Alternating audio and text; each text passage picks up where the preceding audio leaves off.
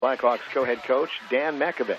What we've been talking about all week is we move the ball against some pretty solid defenses. It's just we can't finalize the third down, or we'll mess up on first down and put ourselves in a hole. And if we can overcome that, we move the ball pretty well. We've been trying to work on getting after it on first down and making sure that it's not going to always be a run. It's going to be a pass to keep the defense honest and making sure that we're getting yards on first down to set up second and third. And you're absolutely right. We've been able to move the ball. We just have to finish the drive.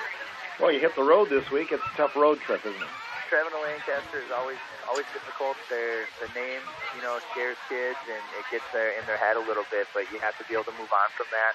And we talked about how last year Lancaster was kind of dinged up when they played us, and we ended up playing a really good game against them and beating them. That Lancaster is not the type of school that's going to let that go. So we know they're going to be fully prepared for Friday, and they're having such a phenomenal season as it is that they're going to be ready to play. They want to push as far as they can for conference championship.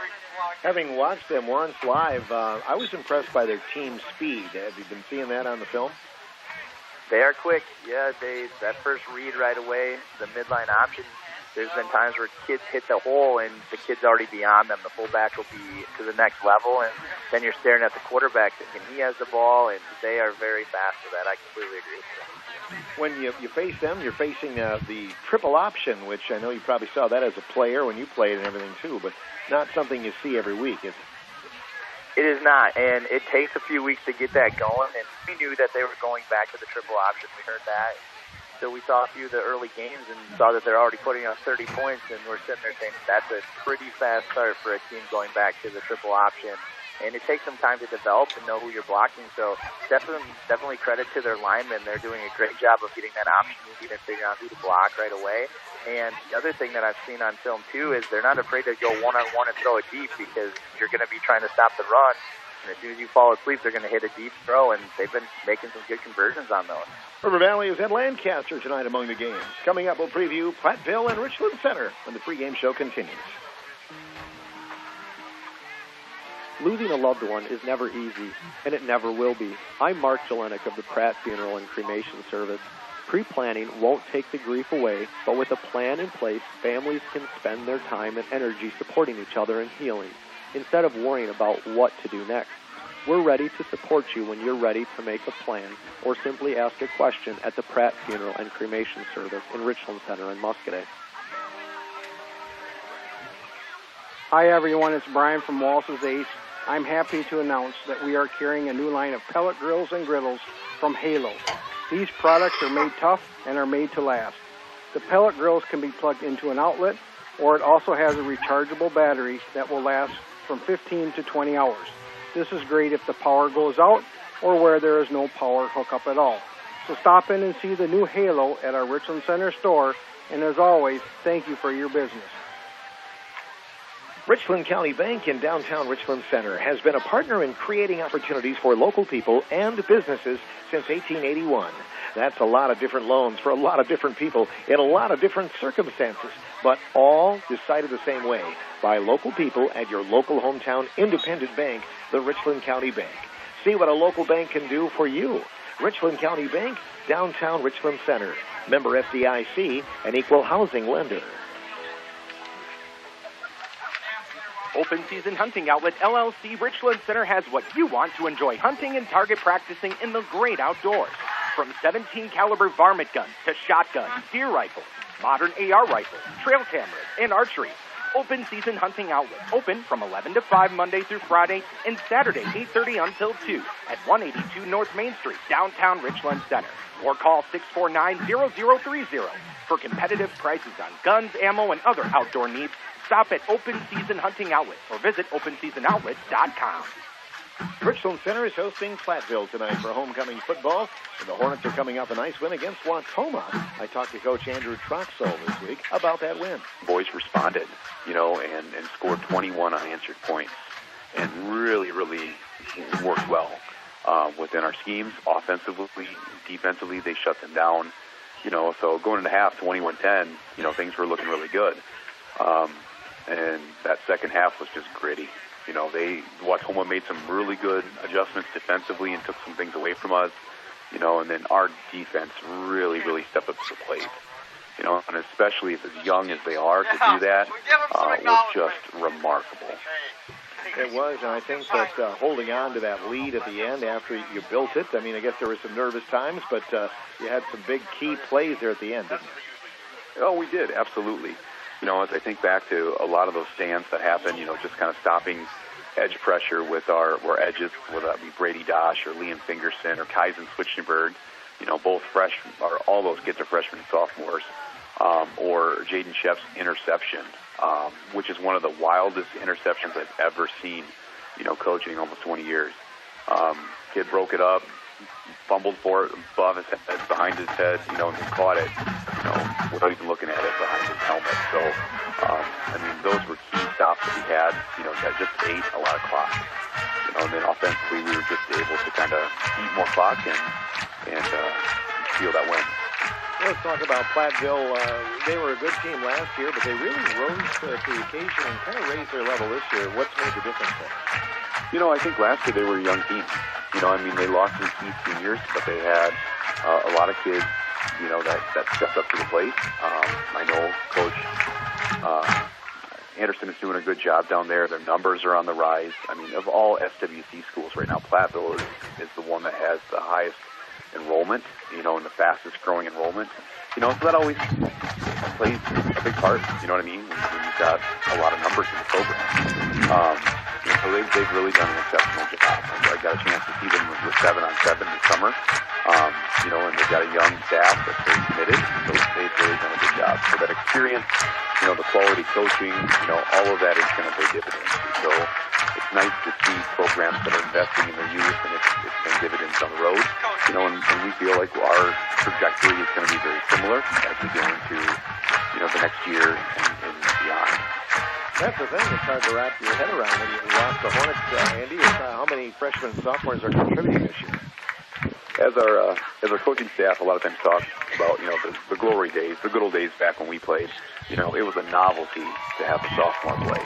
And now in 23, right now, because of the hand we've been dealt, it's a necessity for us. And so at Watoma, that last stand, I think I said it earlier or in our conversation, 7 of our 11 defensive players were freshmen and sophomores. We have a lot of youth, and they've made so many strides this season, and so they keep getting better each week. And we're excited about that, and then offensively it's very similar with over half of our kids being freshmen and sophomores that start for us. Platteville, with their passing game, is going to be one of the better passing teams you face this year? Yeah, they're a spread team. You're going to see pretty much a single back look out of them. Our expertise is stopping the run, and we can, I feel, stop the run on just about anybody. Defending the pass has kind of been our Achilles heel this year, and so that's been a opportunity to modify some schemes, right, and make sure that we've solidified, our DBs, right, maybe drop some linebackers into the coverage at times. But, the nice thing about Coach Darling is that he's been watching this film, from week one, and so he always kind of knows where we need to be by the time we see an opponent. So I think our pass defense is going to be short up, and so a lot of those big, long pass plays that were a hindrance for us in, the first half of the season now will be minimal. And so, yeah, we'll just see, but yeah, it's going to be receivers versus defensive backs primarily this week. That's Richland Center football coach Andrew Troxel. Tonight, the Hornets take on Platteville. Stay tuned for the game, scores throughout the night, and a complete look at state football as well between 10 and 11 on Football Friday night. I'm Phil Nee for the Coach's Pregame Show, sponsored by Vitesnik Power Sports. Billboard starts in 3 seconds. Welcome to Local Sports on WRCO Radio in Richland Center. We're proud to bring you the excitement and fun of local sports. We're committed to being a fan of the game or match and a fan of every team and every player. Local sports are a special part of communities throughout our listening area. We believe they always should be. Our goal for this broadcast is to honor every aspect of the game, from players and coaches to fans and officials. Welcome to Local Sports from WRCO Radio in Richland Center. From Richland Center High School on a simply beautiful night for high school football. It is action-packed Southwest Wisconsin Conference action tonight. The visiting Platteville Hillmen are here for the Richland Center Hornets homecoming football game. And it's a good matchup between teams that have played in a lot of meaningful games through the years. These two teams have quite a history going back to their years in the Southwest Conference together and in the SWAL as well. It is the fourth time, I should say this is the first time in 4 years that these two teams have played here in Richland Center, because Platteville did not play Richland Center during the COVID year in 2020, but they did play when they were in 2021 at Platteville, 2022 at Platteville, for whatever reason, kind of a conference turnaround as they restructured the conference a little bit, and then play here tonight for the first time again in 4 years at Richland Center High School. The band sounds good. The band looks good. Richland Center High School pep band performing beforehand. We're just right around the bend for tonight's national anthem. The Hillmen coming in, they've just totally turned it around this year in the Southwest Wisconsin Conference. Not that they're ever really way down, but they have moved from being a team that was kind of an average team in the conference to moving upward and now being one of those teams that is talked about in the next step, possibly making a move in the next level. Platteville comes in with a record of 4-0 in the conference and having lost just one time on the season. Platteville's loss was on the first game of the season to Darlington, 34-7. Since then, they have defeated Mineral Point, 35-0, Dodgeville, 48-0, Broadhead Judah, 14-6, Prairie du Chien, 21-0, and got by Lancaster in a wild one a week ago. People across the state were just raising their eyebrows when they saw that one. 47-46, Platteville gets the win over rival Lancaster. The Hornets coming off an impressive win over Wautoma last week, 21-17 the final score. In that particular contest, Wautoma went up 10-0, and then the Hornets scored 21 unanswered points and got it done with some good defense and some defensive stops, as Coach Troxel alluded to.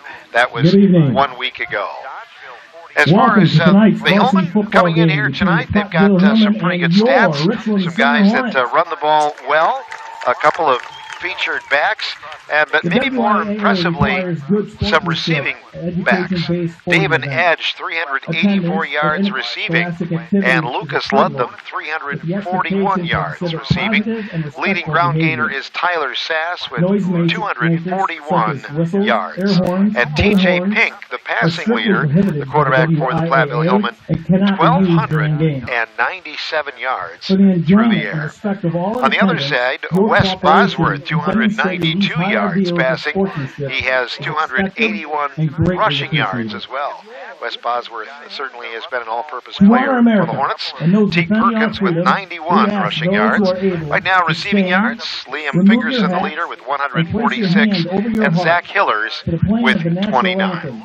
And now on homecoming night 2023, it is with great pride we turn it over to the field and Richland Center High School pep band with tonight's national anthem.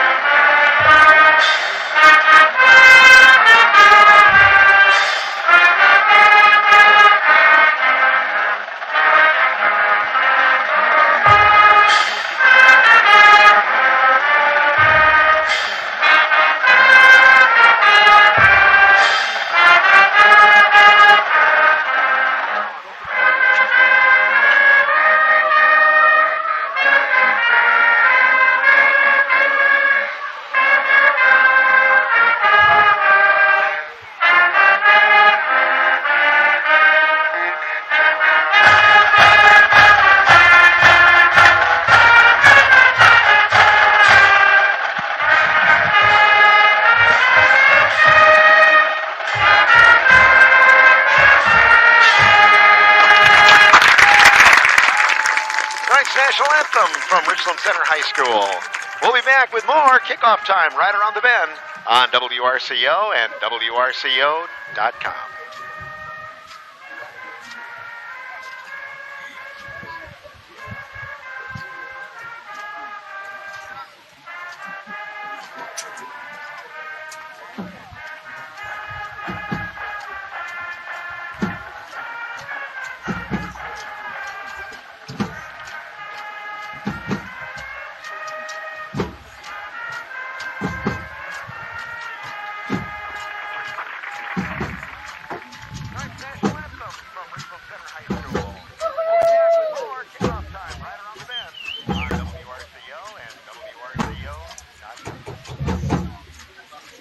Road is a local, family-oriented company based in Lone Rock, Wisconsin, ready to serve your...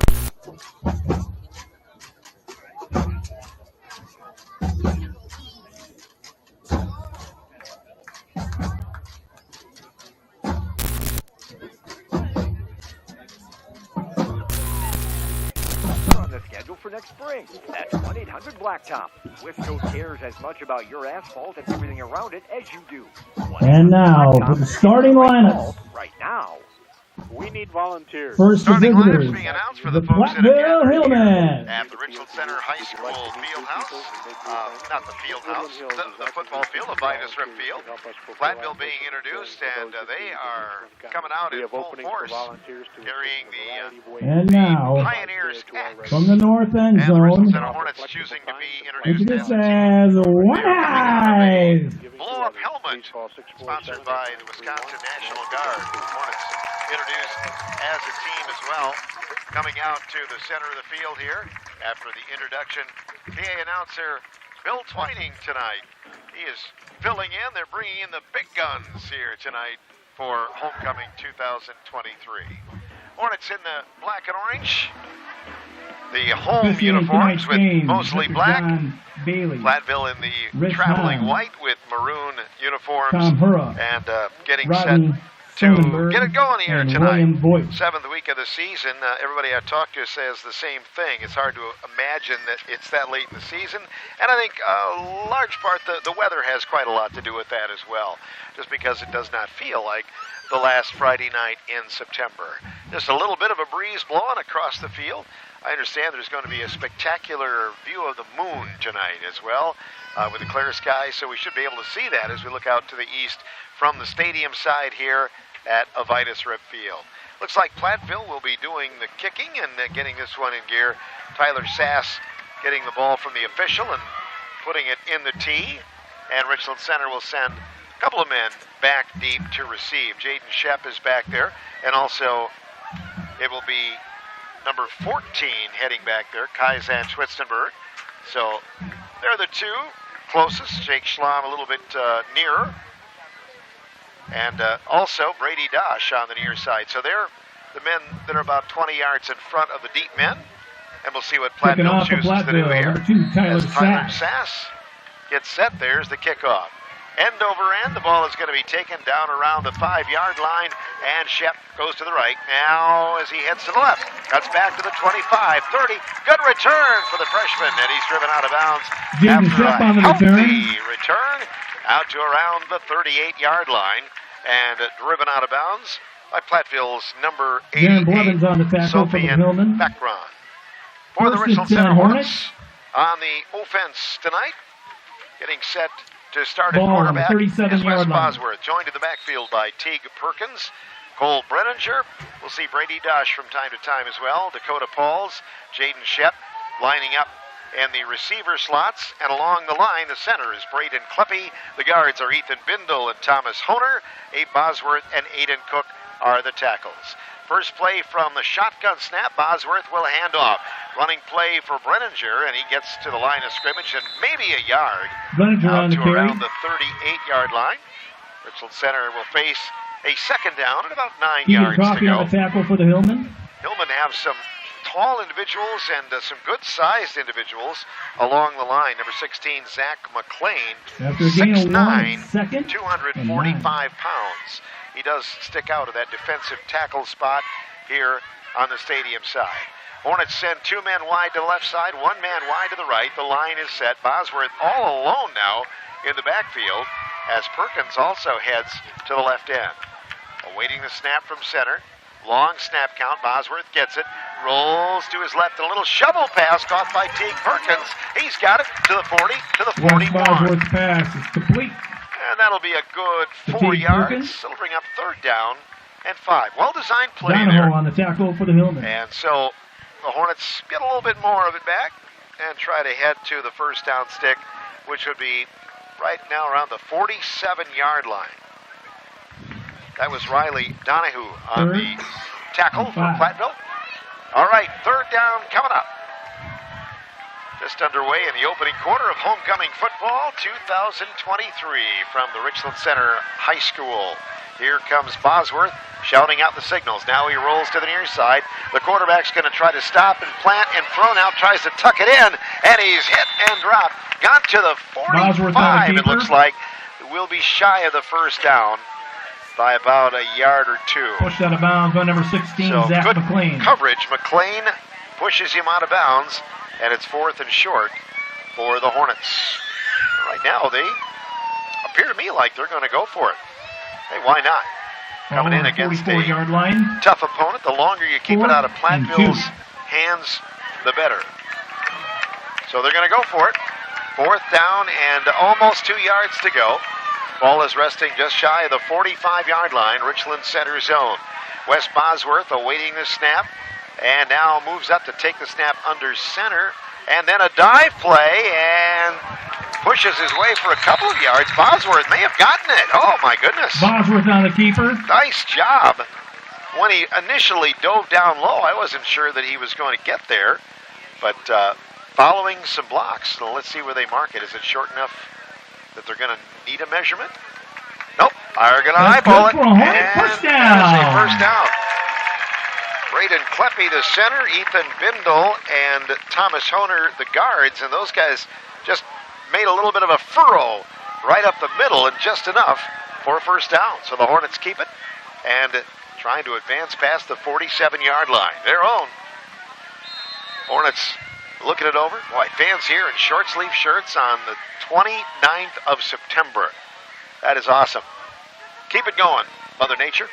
There's a snap from center following a block of Perkins on a counter play. Not much for Brenninger. He is driven back and lost a yard, I think, back at the 46-yard line. So Platteville covered it well. Number 73, John Baxter on the stop. Jesse Key on the tackle for the Hillman. 2nd down and 11 yards to go for the Hornets. Keeping it on the ground so far. 2nd and 12. That wind has picked up a little bit coming out of the east. You can see the Hornet flags flying high here on homecoming night. And they are rustling into the breeze. 2nd down play coming up. And the Hornets look it over. Bosworth standing back at the 45. He has Teague Perkins to his left and 3 wide receivers as well to the left. And Bosworth's back to throw. He'll roll to the far side. They're coming after him. Another shovel pass, and Teague Perkins catches it, but not much for a gain, if any. Bosworth got to the line of scrimmage. Teague Perkins caught it. Same play they ran earlier. And they're going to mark it as a no-gainer. 3rd down play coming up. After Seth Rogan on the tackle for the Platteville Hillman. And the Hornets looking at what to do here. 3rd down and about 11 yards to go for Richland Center. Ball just across their 46-yard line. 1 first down on this drive. Hornets on their opening drive against Prairie du Chien drove right down and scored and took a 7-0 lead. Coming out of the gate here tonight, trying to do something against Platteville. 3rd down, Bosworth rolling. Now he's running. Now he shovels it again. Perkins tries to get over the hurdle or the pile. Gets back to the original line of scrimmage, and that's all. So the Hornets, for the 3rd time tonight, run that little shovel. Bosworth rolling out into the flat, and then shoveled it over the top to take Perkins, but it wasn't enough. 4th down and 10 yards to go for the Hornets. Platteville is sending its punter, Turner, back to around the 15-yard line. And Richland Center gets set to punt it away for the first time tonight. So not a bad effort. Eat up a little bit of time here in this first quarter clock. There's the snap on the punt, and the punter is going to bound one. It lands around the 30 and then keeps on rolling. Down to the 20 and down by Duncan Harper inside the 20, around the 18-yard line. So that's where Platteville will take over for its first possession of the evening. Ball marked actually inside the 15 to around the 13-yard line. 10, Hillman. So the Hornets successful in pushing Platteville back a few yards.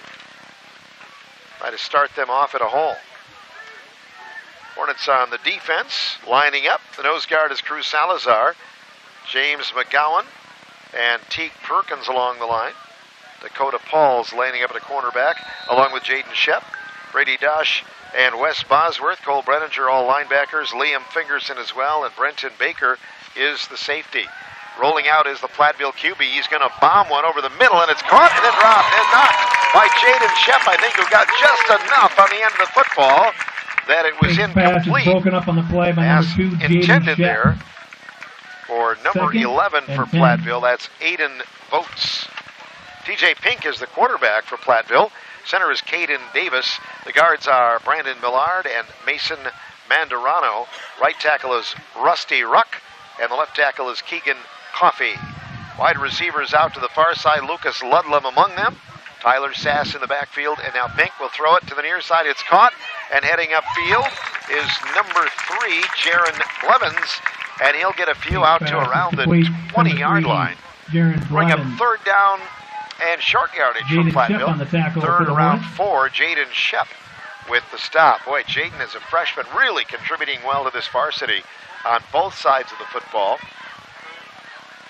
Third down, and they'll mark it 4. We have 7 minutes remaining in a scoreless opening quarter here. Platteville with a football on the near side of the stadium on the hash mark. Line is set for the Hillman. Man in motion to the right. Trying to draw the Hornets off and not successful. Back to throw Platteville. They'll throw it far side. It's caught for a first down, 30, 35-yard line.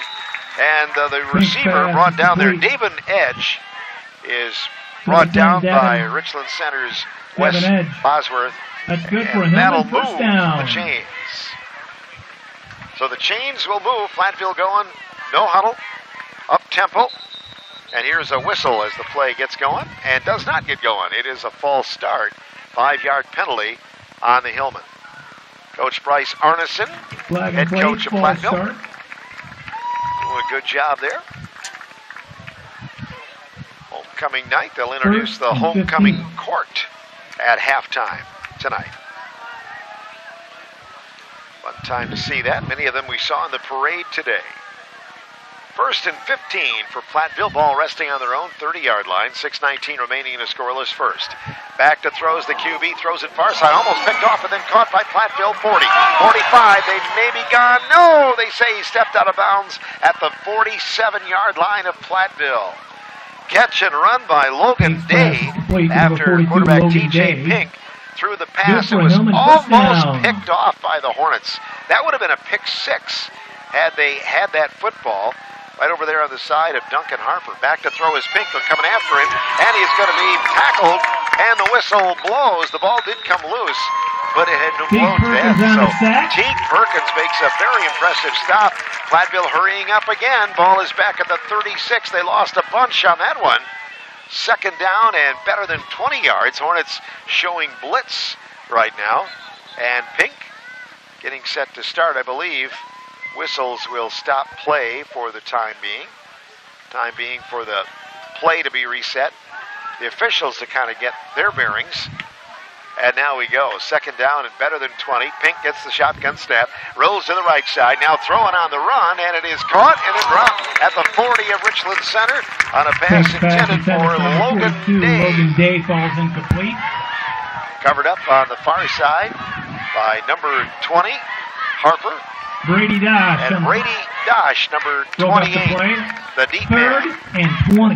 Third and better than 20 here for the Platteville Hillman. 5:30 remaining in the opening first quarter of homecoming football at RCHS. We're scoreless here tonight. Third down and long for Platteville. Hornet defense bringing it here so far. The line is set. 2 men left, 1 right. There's the snap. And Pink rolls to the right side, looking to throw on the run. It's caught near the original line of scrimmage, and the receiver dragging a couple of men with him into Hornet territory to the 45-yard line. Catch made by number 10, Devin Edge. That was by Devin Edge, actually. Out of bounds. And fourth down and less than 5 coming up Cole Brenninger. For Platteville after Cole Brenninger ushers him out of bounds. So Platteville now in committee. They'll try to convert on a fourth down. The Hornets were successful on their opening drive. Fourth down and less than 5 yards for Platteville to go. There's the snap. Pink back to throw. Throws it far side, and it's incomplete. Ball is going to be actually knocked down and picked up by the lineman, Braden Kleppe. After the pass was knocked down, Braden Kleppe and company fouling on that ball, so it'll be Richland Center taking over on downs. Great job by the defense, and Richland Center for its second possession will take over in great field shape. They will be at their own 47-yard line. So this is about where they were after getting a first down on that opening series. Scoreless in the ballgame, 5:17 remaining in the first quarter here at Avitus Rip Field. Phil Nee with you on a Friday night. Tim Feed is our engineer back at the studios. We appreciate you listening or watching wherever you are tonight. There's the snap. Bosworth whips it near side, caught by Dosh. Tip arms one, gets to midfield, and then driven out of bounds. Just into Platteville territory. Brady Dosh gets the catch and the run. Knocked out of bounds by Myron Ryder. Right around 5 yards on that play. Myron Ryder, the sophomore, making the push out of bounds. Second down for the Hornets. For a first down, they need to get to the 43-yard line of Platteville. They will break committee and head to the football now. One man wide right. Two men wide left, and now Wes Bosworth all alone in the backfield. He's got Teague Perkins just off the left end. And the line is set for Richland Center. Braden Kleppe set to snap the ball. Good snap. Bosworth runs it himself. Runs around left hand, puts the shoulder down, drives into Platteville territory. Down to around the 44-yard line. Good run by the Hornets running quarterback. And that'll bring up third down and short yardage to go. 4:10 remaining in the opening quarter. Brought down by Cam Moore. So the play comes in from the sidelines. Kaizen Schwitzenberg will run the play in. Again, the Hornet youth it's impressive. A lot of guys contributing and playing well here from the underclass. We hope that bodes well for the future. Third and about 2 from the Platteville 44-yard line. There's the snap. Bosworth hands off and trying to get a little extra is Dosh. Nope, gets back to the line of scrimmage, and that's about it. Dosh brought down by number 72, Cam Moore. And it's fourth down. And again, about 2 yards to go for a first down. Hornets bringing in Jake Schlum from the sidelines, and I believe they're going to try to punt and push him back. The punter is Zach Hillers. Zach Hillers back to the Hornets. Hillers back around the 40. This is the second punt of the night for Richland Center if they go through it. Myron Ryder standing back around the 8-yard line for Platteville. Low snap, and the punter picks it up. Hillers spirals this one near side, and it's caught out of bounds by Dave Darling of the Hornets coaching staff. So that's where the Hillman will take over after a Richland Center punt. That one angled out of bounds. Might have been caught a little bit by the wind. So Platteville will take over at its own 30-yard line. We are scoreless in the opening quarter. And the quarter moving along quite rapidly. 2:58 remaining in the opening frame of football. Ball on the near hash mark. And the Hillman will set up. Two men wide to the right side. Now two men join him on the left side. Single running back for the quarterback, T.J. Pink. Riley Donahue in the backfield. There's the snap. And the handoff going to number 2. That's Tyler Sass. And he bounces across the original line of scrimmage. Gets to the 32. So a short gain for Platteville. Brought down by a swarm of Hornets. Hornets and Platteville played in a lot of games that mattered in the early 90s. We're going to Platteville when it was about 25 degrees. One night after about 5 inches of snow on Saturday, they moved the game to Monday and played on a Monday in a playoff game that Richland Center wound up winning. Handoff to Sass. Nothing doing. He gets hit in the backfield by Bosworth, and West throws him for a loss of about 5 or 6 yards. How about that? Hornet defense coming to play ball tonight. They are fired up.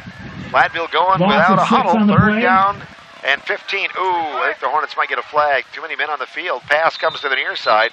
Caught, and then they say dropped by Joran Blevins. Hornets were making a substitution, and Platteville just hurried up and got the play off before the last Hornet was off of the field. So the white hat man coming out and making the call against Richland Center. Too many men on the field. We'll push that forward for the Hillman. Hornets marching back. That stops the clock with 2 minutes and 2 seconds remaining in the opening quarter. We will get scores throughout the course of the night. And then, of course, the update from Football Friday night starting tonight at 10 o'clock. That is when we will join the network. So ready to go as the ball heads on the officials' walk out to the 41-yard line. That is an automatic first down. It doesn't get called that often, so I was trying to recall how that goes. First and 10, Hillman from the 41-yard line. Awaiting the snap from center, and now back to throw is the QB. Flags fly everywhere. And it's against Platteville. 5-yard penalty marks it back the other way. 8-player football tonight, and a win going to DeSoto, 48-12 over Kickapoo Lafarge. Lancaster leads River Valley 8-0, and Prairie du Chien is up on Dodgeville. That score is 14-0. Early on in the ball game tonight, 1:57 remaining in the opening quarter of football. Scoreless here at Avitus Rip Field. First and 15 for the Hillman. There's the snap. Pink back to throw. Throws it far side. It's caught, and not much.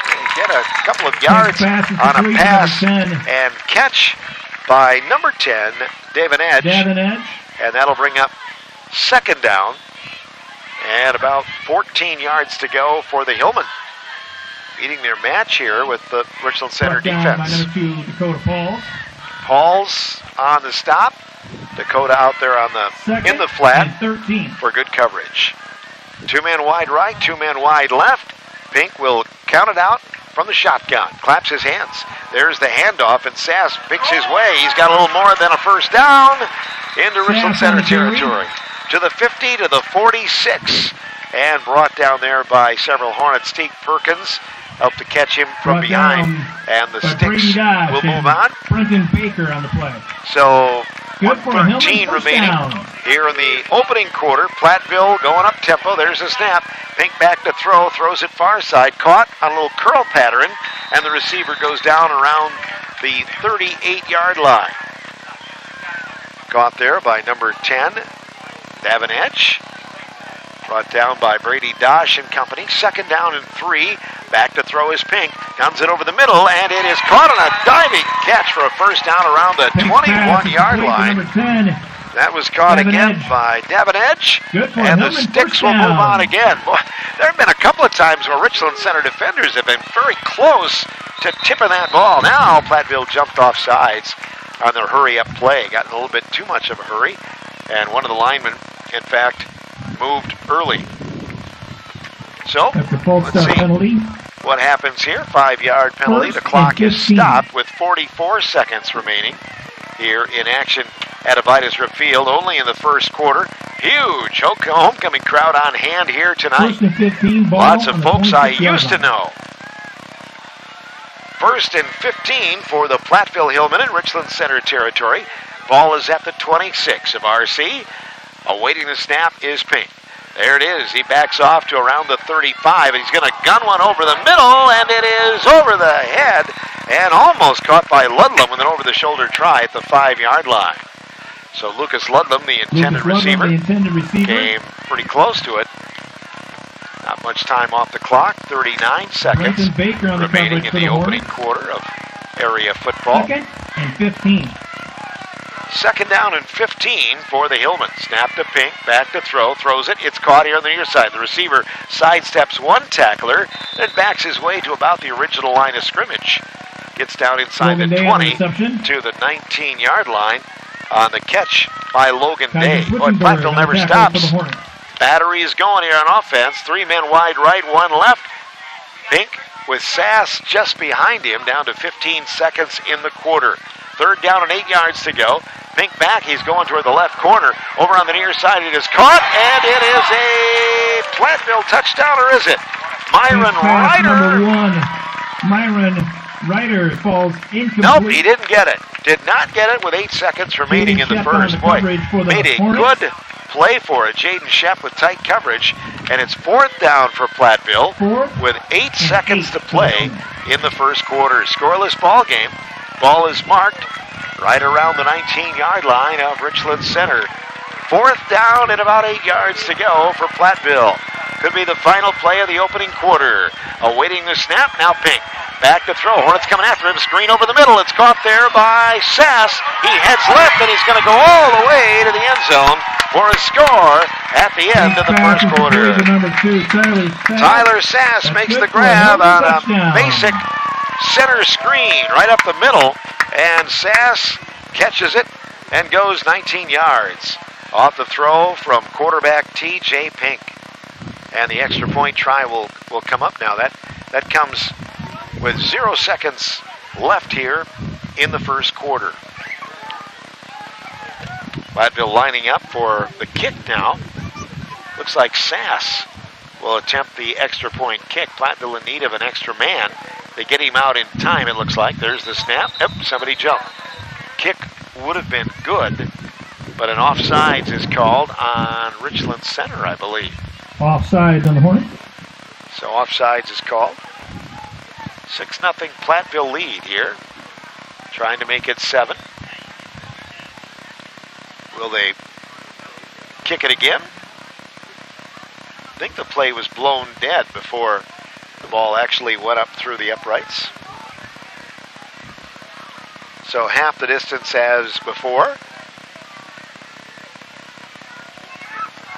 Sass lining up for the extra point kick here for the Hillman. Awaiting the snap. Placement is made. Kick is on the way. And the kick is good. 7-0.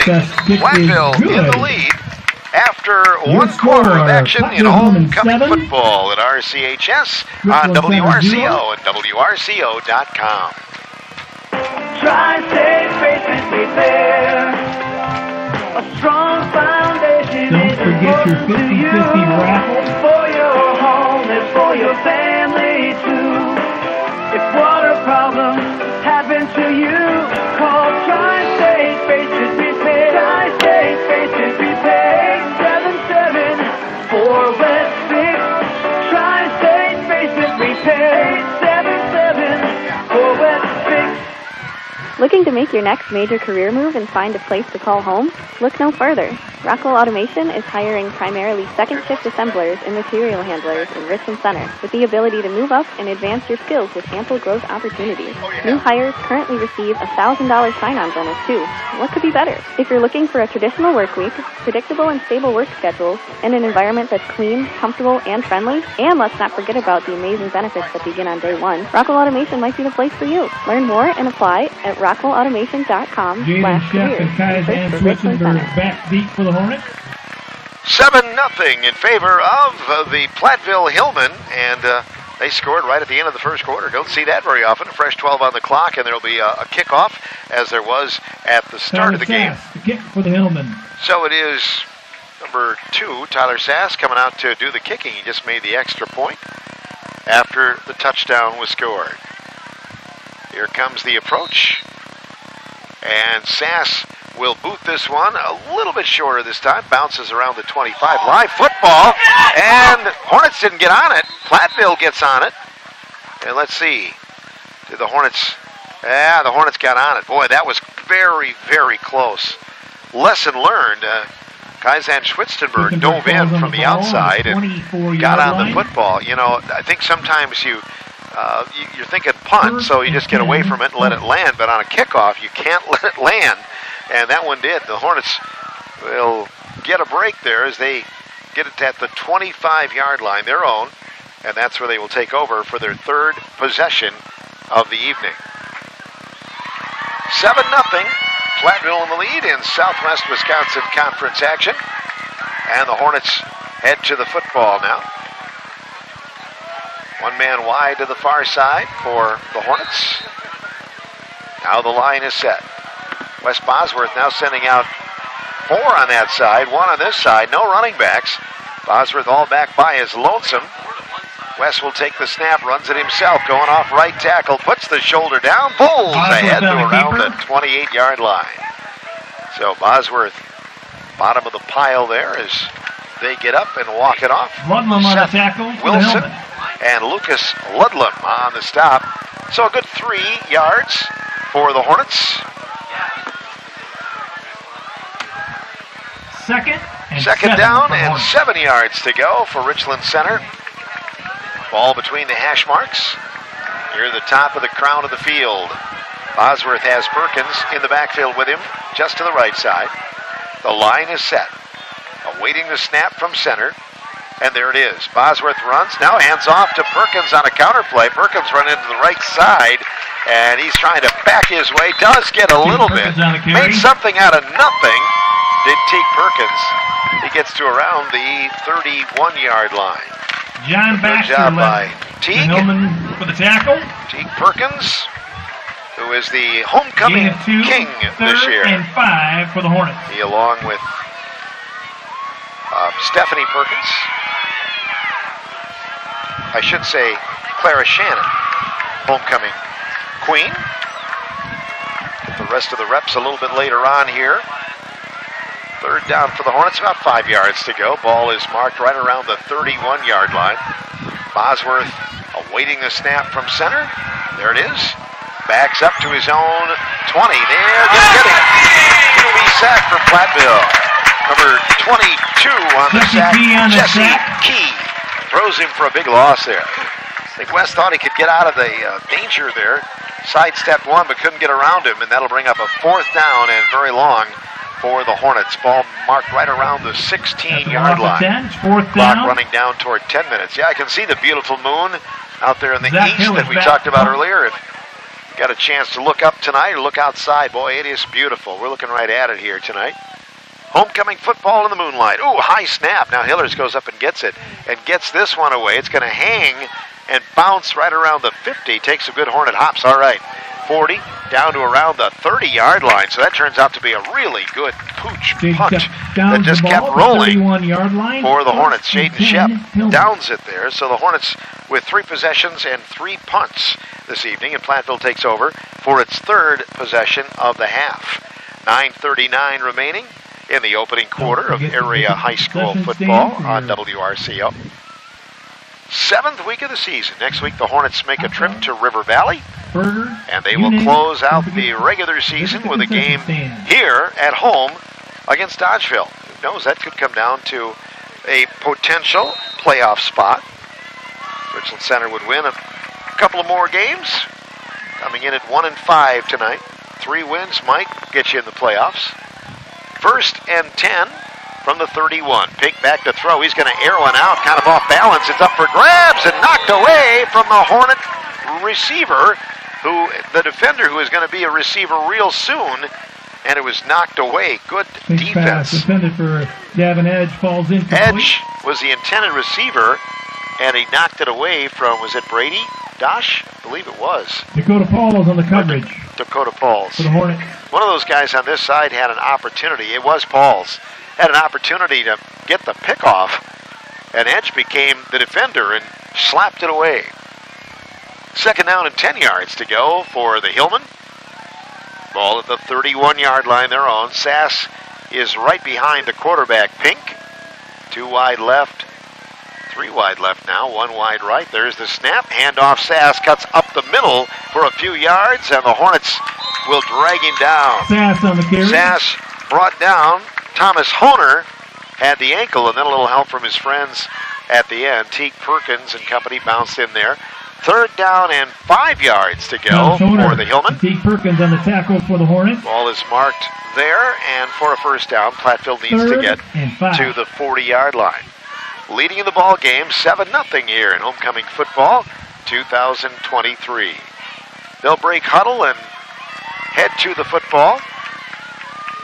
4 wide receivers set. Sass just behind the quarterback, Pink, awaiting the snap from center. Caden Davis, there it is. Fake handoff throw goes to the left side, caught behind the line of scrimmage. Now heading upfield is Votes. Votes with a 1st down run after the catch. Got to the 43-yard line, and that's where Platteville will take over. They want the football. They're running and gunning here. No huddle. Ball on the far hash mark. 1st and 10 for the Hillman. Long snap count. The QB backs up. Throws to the near side, and it is caught by Platteville and almost wrestled away. And now the receiver gets a couple of extra yards. Logan Day got in there and Day on the reception. gains a few. Hornets Brady put some Dash pressure on. Brady Dash makes the tackle. He is helped out by Cole Brenninger. Second down and about 6 yards to go. Pink back to throw. Hit as he throws. It's caught here on the near side by Edge. And Devin Edge will get around the 44 to around the 42 of Richland Center. Brady Dash on the stop along with Dakota Pauls in this left side. Brady Dash on the tackle. So 41-yard line now of Richland Center, and Platteville moving and grooving. 8 minutes remaining here in the first half. Platteville getting into that rhythm. Hornets were trying to keep them out and did in that opening drive. Kept the ball out of their hands for a good amount of time in that first quarter. Platteville leading 7-0. Good breeze blowing across the field now. Pink backs up to around midfield. Now throws on the run, and it's incomplete. Pass intended for 42, Logan Day. Wrapped up by Brady Dash. Logan Day. Brady Dash. Brady just really having a good game here. Second. So Platteville faced with a second down and 10 from the Richland Center 41-yard line. Join us at halftime for the Dairyland Transportation High School Sports Update on WRCO. We'll talk about last night's meet for the Richland Center Ithaca cross-country runners. And also talk a little bit about football and big games going on during the 7th week of the season. Second down and 10 from the 41. Pink back to throw. Sidearm delivery. Throws it incomplete. Just a little behind Devin Edge. And that'll bring up third down and 10. Platteville wasting little time. The ball goes back and it is set. Boy, this Platteville team just, they never stop. Throw the ball a lot. Going to start again. There's the snap. Fake handoff. Throw to the near side. Edge makes the grab and bumps his way for a first down. Whistle is blown there at the end. Edge thought he wasn't brought down, but the play was blown dead. Hornets on the coverage. Helping out on the stop is Brenton Baker. First down and 10 for Platteville, RC territory, 25-yard line.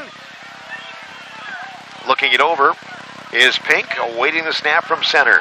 Back to throw from the 35. Guns one over the middle, and it is almost caught at the last moment by Devin Edge. Coverage by Brady Dash and company. Dakota Pauls on the backside. Coverage for the Hornets.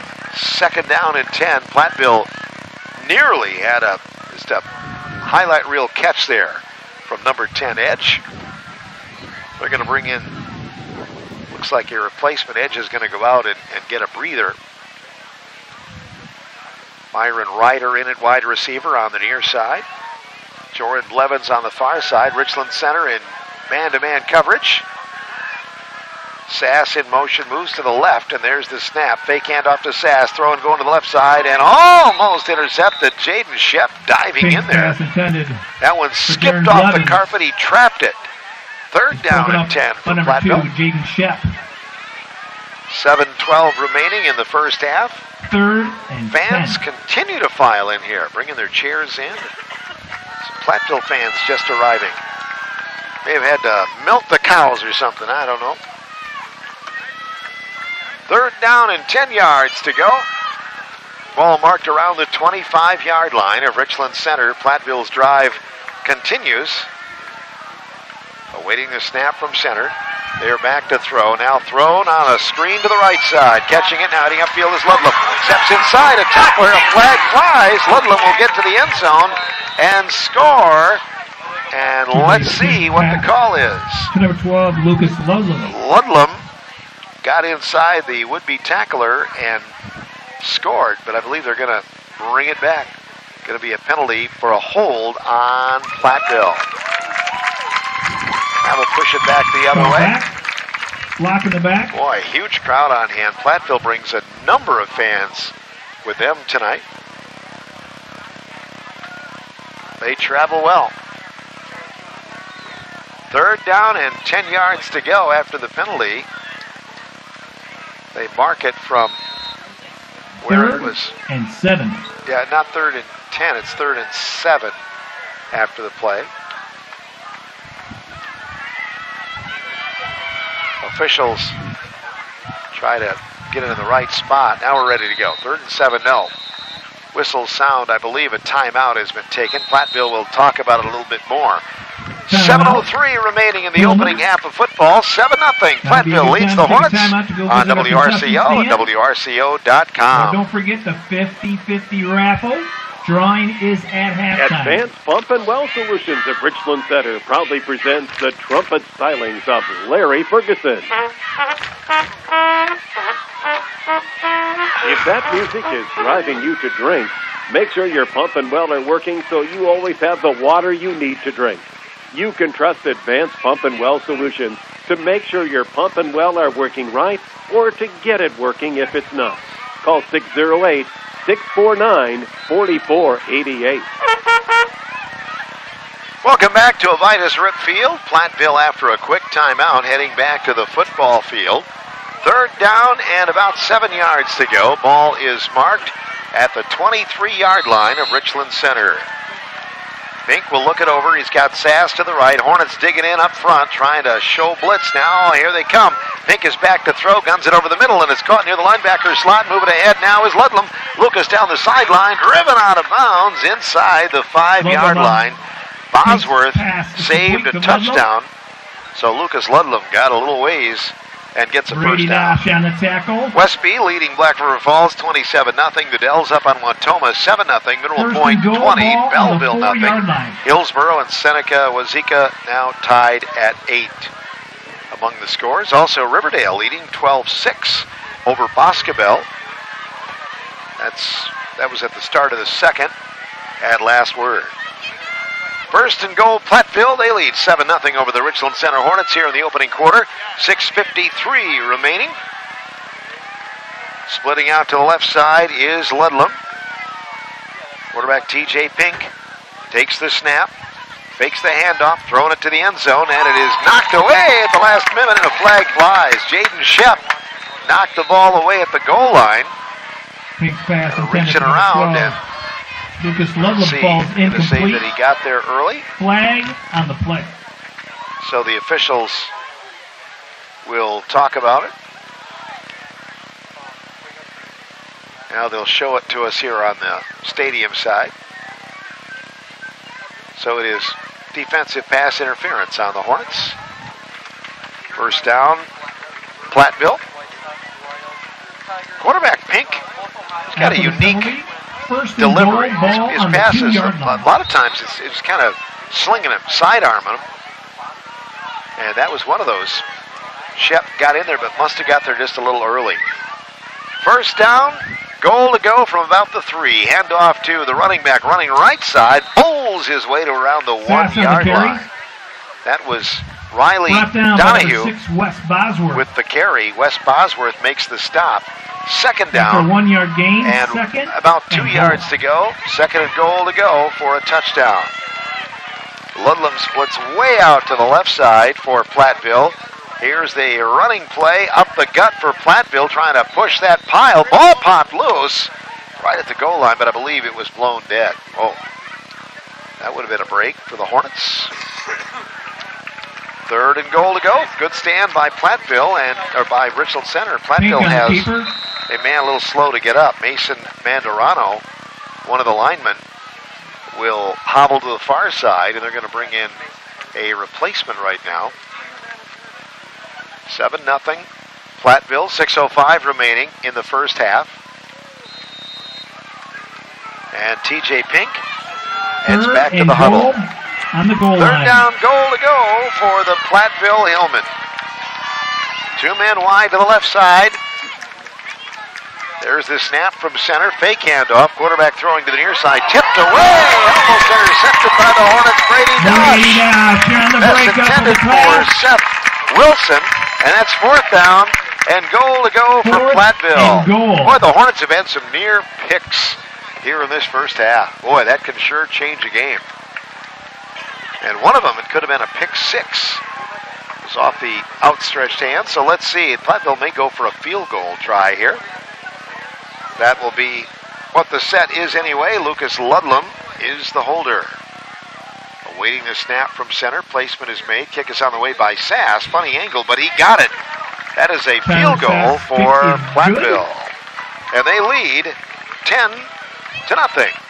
High school football, Platteville leading, 5:44 remaining in the opening half of football from WRCO and WRCO.com. Every family is touched in some way by memory loss. September is World Alzheimer's Month, and the Richland Hospital and Clinic's Geriatric Assessment Clinic would like to salute the patients and families in our community who are on this challenging journey. You are not alone. The clinic offers assessments that can identify the early signs of this disease and provide treatment options and other resources that can slow cognitive decline and support patients and families.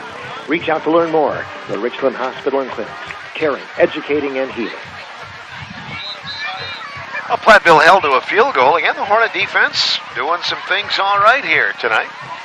We have 5:44 remaining in the first half of area high school football after a warm day in the 80s, or near the 80s in September. Tomorrow even warmer, up around 84. There are some daytime games tomorrow, including Weston homecoming football. Silver Eagles will be hosting, Waniok Weston hosting Wisconsin Heights tomorrow. Sass will kick off after a 17-yard field goal was successful. 10-0 Platteville leading. Here in homecoming 2023 action, Sass with a hand up. Here's the approach, and this one end over end is going to wind up short, taken there by the Hornets. Jake Schlom heads around the right side and then tripped up at the 31 to the 32-yard line. Jake Schlom on the return. Schlom takes it back for a couple of yards. So for the fourth possession of the night, at the 32-yard line, Richland Center zone, the Hornet offense will line up. Great memories of homecoming games, not only here, but the old Crosscup Park. I had the blessing to be able to call games there over the years, and homecoming games were always special there, too. I remember they used to bring the floats around outside the field there at Crosscup Park and then park them out kind of into the parking lot area. First down for the Hornets. Ball is marked at their own 32. 5:39 remaining in the opening half of football. Wes Bosworth looks it over. Got twin running backs behind him, and there's the snap. And a handoff going to Teague Perkins. No, Bosworth keeps it himself. He's going to air one out. It hangs up there, and Platteville's going to intercept it. Picked off by number 12, Lucas Ludlam, on a pass that just hung up there a little ways. It was intended for Dakota Pauls, and Ludlam gets the pick. Good job of disguising that handoff, Bosworth, but just kind of floated up in the night and didn't get enough on it. And Platteville, for its fourth possession, will take over in good field position at the Richland Center 44-yard line. 1st and 10. Platteville with the football. Ball near the near hash mark, stadium side. Awaiting the snap from center, and Pink snaps his hands and then backs up to around midfield. He's going to gun one over the middle, and it's up for grabs and knocked away. Almost a circus catch. Broken up by Dakota Pauls on a pass to Devin Edge. Edge almost made a circus catch after it was broken up. Diving toward the ground, but could not get it. Second down and 10. Platteville just likes going for the gusto, and they've been stopped short a couple of times on those long passes. Second down and 10 yards to go from the Richland Center 44-yard line. Platteville with the snap. Sass gets the handoff, running up left tackle, and the Hornets, hey, they're going to make a nice play there. Gap closed quickly, and nothing for Sass. Tackle for no game, and number 6, Wes Bosworth filled the gap, filled the hole, did really well. Thomas Honer right behind him. Third down and 10 for the Hillman. Ball on the top of the crown of the field between the hashes. There's a fake handoff to Sass, thrown over the middle and incomplete. Jaden Sheff on the coverage, and a flag flies late from the back end of that play. So we'll see what happened here. Officials will talk it over. Pass was broken up. It appeared to be a clean play from here. So as they talk about it, pass interference on Richland Center. So that will push it ahead, I should say, for a first down all the way to the 29-yard line at Richland Center. 5 minutes remaining here in the first half. 10-0 Platteville in the lead. And the Hillmen quickly up to the football. Man in motion for the far side. There's the snap and a handoff for the motion man cutting near side Ludlam. And there's a flag as he heads downfield to the 20-yard line. Got nearly a first down on one swoop, but it might be coming back. Brought down by number depending on where that, number 34, that flag foot looked like right around the holding mark. So it is against Platteville. Holding called. First year in high school football, in Wisconsin anyway, that it goes from the line of scrimmage and not the point of the foul. After the penalty, 1st and 20. So that will back it up to around the 39-yard line at Richland Center. Tyler Sass with a 19-yard reception touchdown from T.J. Pink. And Tyler with a 17-yard field goal. That's the difference in the ball game. Platteville leading by a score of 17-0. We'll get some other scores on the Phil Nee flip phone tonight. Riverdale leading 18-6 over Boscobel tonight. First down and 20 yards to go. Hornets showing blitz. Platteville bringing a man from the far side to the near side. Thrown at far side. It's going to be deflected and then caught by Platteville. And heading upfield is Logan Day, but nowhere to go. Lost some yardage on a pass that was tipped. Logan Day. He went back to get it and actually lost some yardage. So it's by a swarm back around of 46 after a whole bunch of Hornets made the stop. Winona Grove leads Sauk Prairie 14-7. Westby up on Black River Falls 27-6. The Dells beating Watoma 13-0. Prairie du Chien 42-0 on Dodgeville. Lancaster 28-0 over River Valley. Second down and about 30 yards to go. Platteville backs up to the 45 their own. Throws complete. Does Pink. That ball at the Richland Center 40 to the 39-yard line, and the catch by Lucas Ludlam. So they got some of it back. They still have a good 20 yards to go. On the tackle for the Hornets. Third down and 20 to go for Platteville after the tackle by Kaizen Switchenberg. And heading to football, Platteville. 3:25 remaining in the opening half of area football. Platteville with 3 men to the near side, 1 to the far side. T.J. Pink takes the snap. Backs up to the 50, screen to the left side.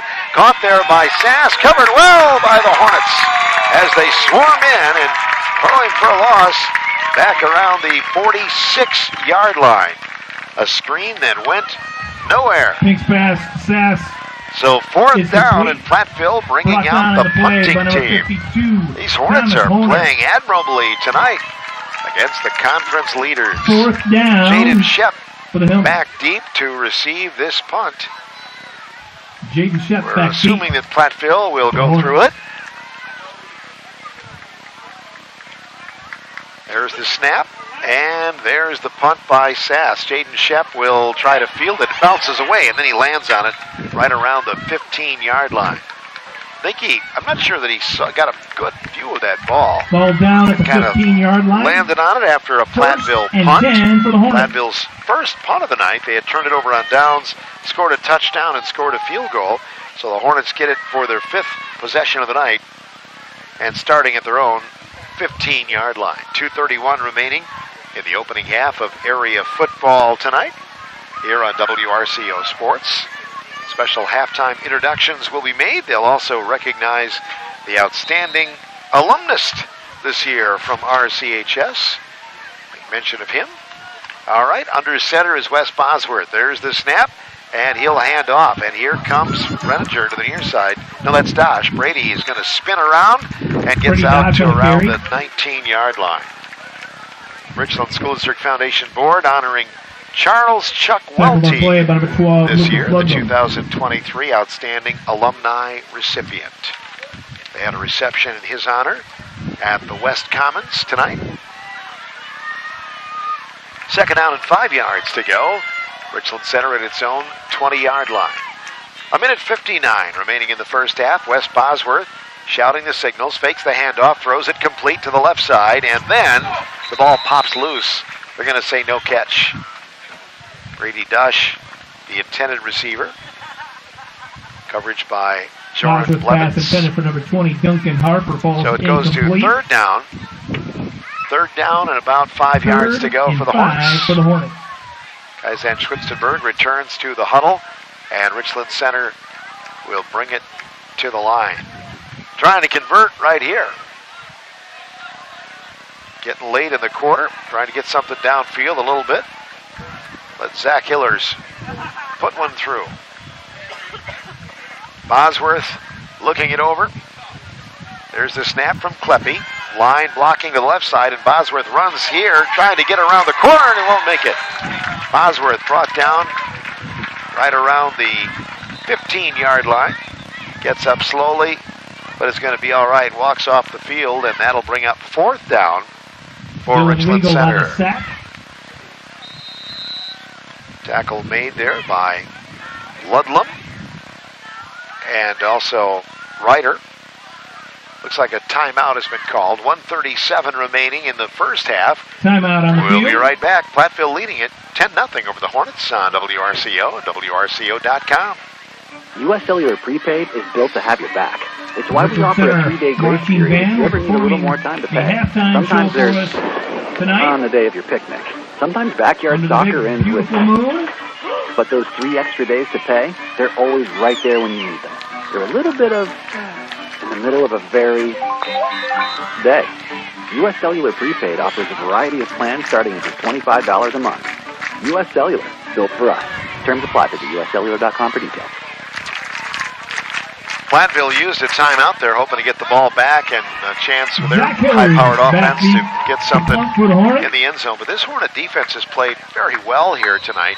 And if they could somehow get to halftime and still be leading, just be trailing 10-0, that would be certainly an advantage for the Hornets. There's the snap, and this one is going to spiral to the near side, and it rolls away from a couple of players. And finally, it's going to be down there by number 20, down at Duncan the 45-yard line. Showing some good speed there. So Richland Center number punts 20, it away. Duncan Harper. That is Richland Center's 4th punt of the night. Platteville gets it for its 5th possession of the evening. 1:27 remaining in first half action. Ball is marked at the 44-yard line. Platteville zone. And that big Platteville line lumbers to the ball. The center is Caden Davis. Leads the way. Everybody else falls in around.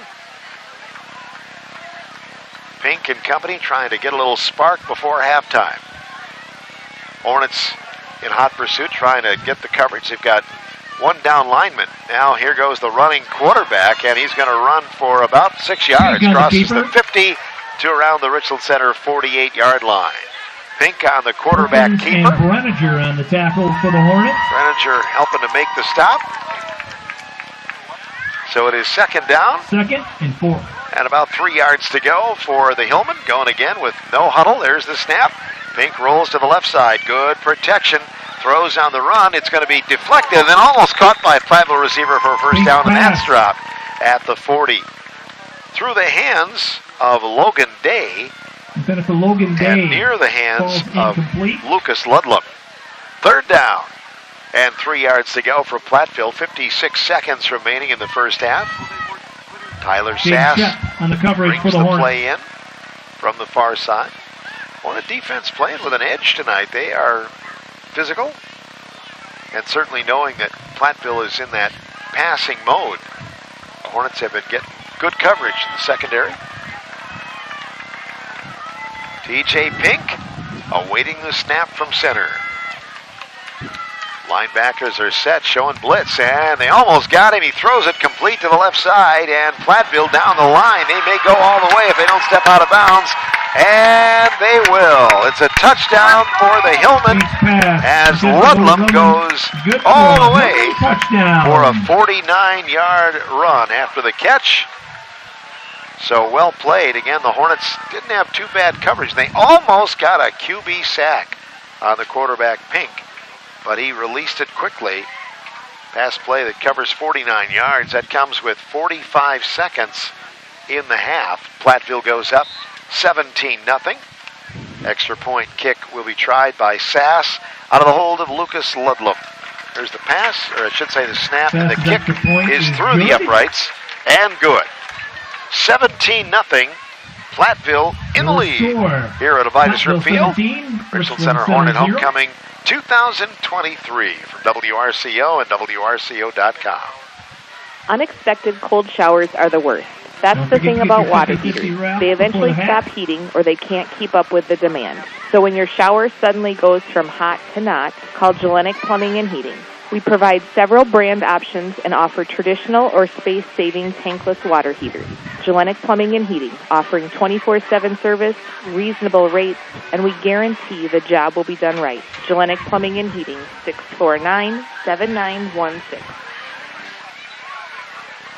Thanks to our sports boosters, sponsors of tonight's area game. Jaden Shep back feet for our the game of the week on FM 100.9. Hornets have played admirably against a tough Platteville team. Unfortunately for the Hornets, Platteville scoring that touchdown and not a lot of time. Less than a minute left, able to get a long touchdown of 49 yards. Lucas Ludlam on the catch from TJ Pink. So Platteville will kick off. The Hornets have 45 seconds yet. This one end over end. It's touched by the Hornets and now picked up by Jaden Shep. Shep bounces off a couple of tacklers and now gets to the 36. About a 1-yard return, tackled by Dylan Weigel. Ball on the 26-yard line. And that's where the Hornets will take over for the 6th possession of the night from the 25-yard line, Richland Center zone. Weigel's one of those names. I should say Weigel. Okay, it's Platteville Weigel. Dodgeville area, it is Weigel. And down around other areas, not too far away, Belmont, I believe it's Weigel. 1st and 10 for the Richland Center Hornets from the 26-yard line. Awaiting the snap is Bosworth. Long snap count, and now he'll roll to the right side. West's going to try to plant and throw, and they're going to come after him, and he is hit and dropped, spun around, back at the 15-yard line. There was just nobody open upfield, and he is tackled by number 22. That would be Jesse Key. Hornets thrown for a loss back at the 15-yard line, and we're down to 18 seconds to play. And Richland Center maybe just going to stay and be conservative here and not risk giving them any more points or momentum, and that's exactly what they will do. They're going to stay there, hold their ground, and that'll do it for one half of football. Platteville leads it by a score of 17-0. 2 touchdowns, 2 extra points, and a field goal, and Platteville with the lead. Hornet defense certainly the star of the show, but they have been dealt some tough hands here tonight.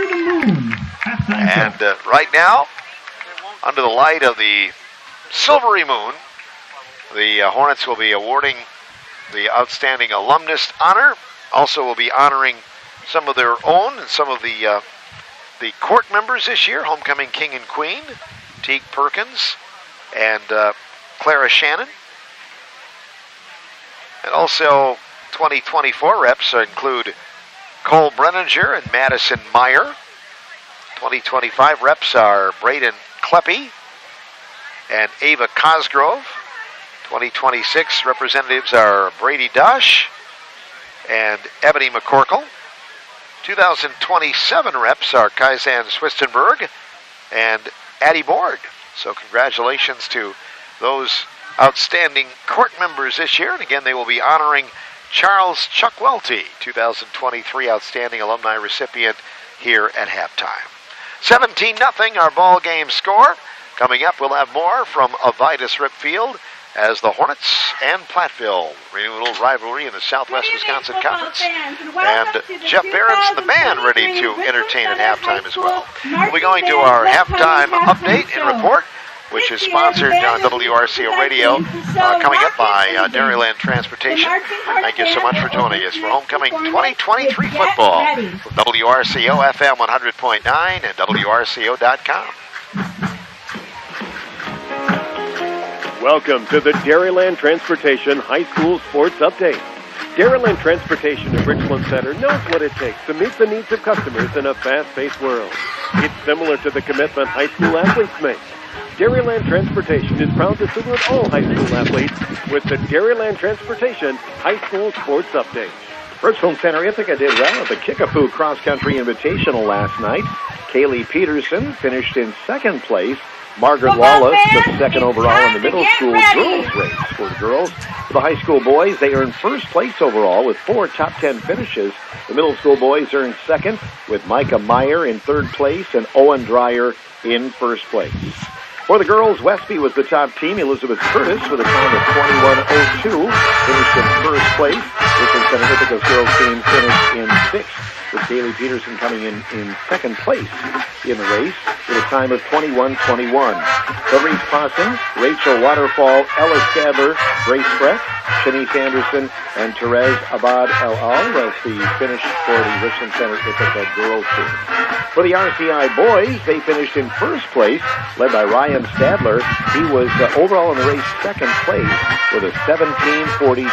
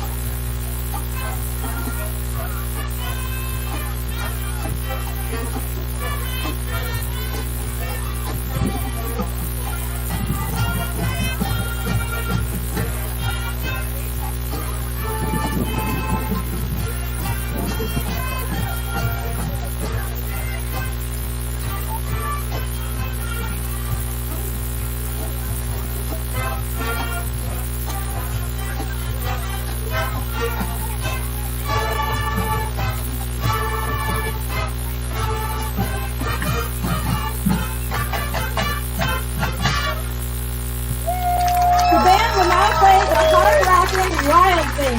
This song will feature the words of the flag line and the drum line.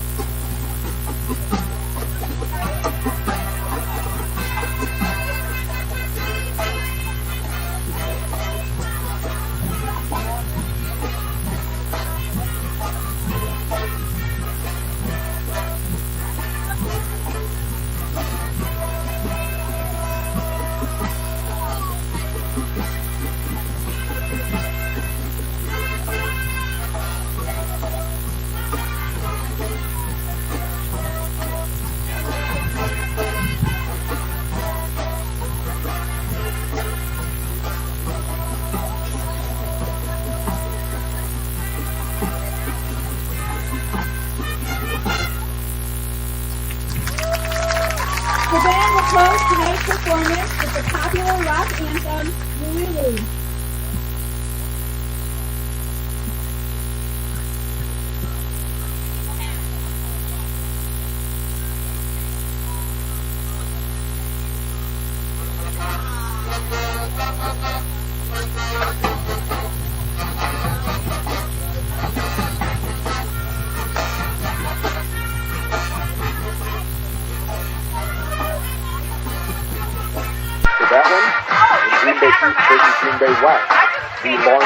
continuous rivalry dating back to 1905, the 118th meeting between those two teams. So kind of a nice rivalry week this weekend.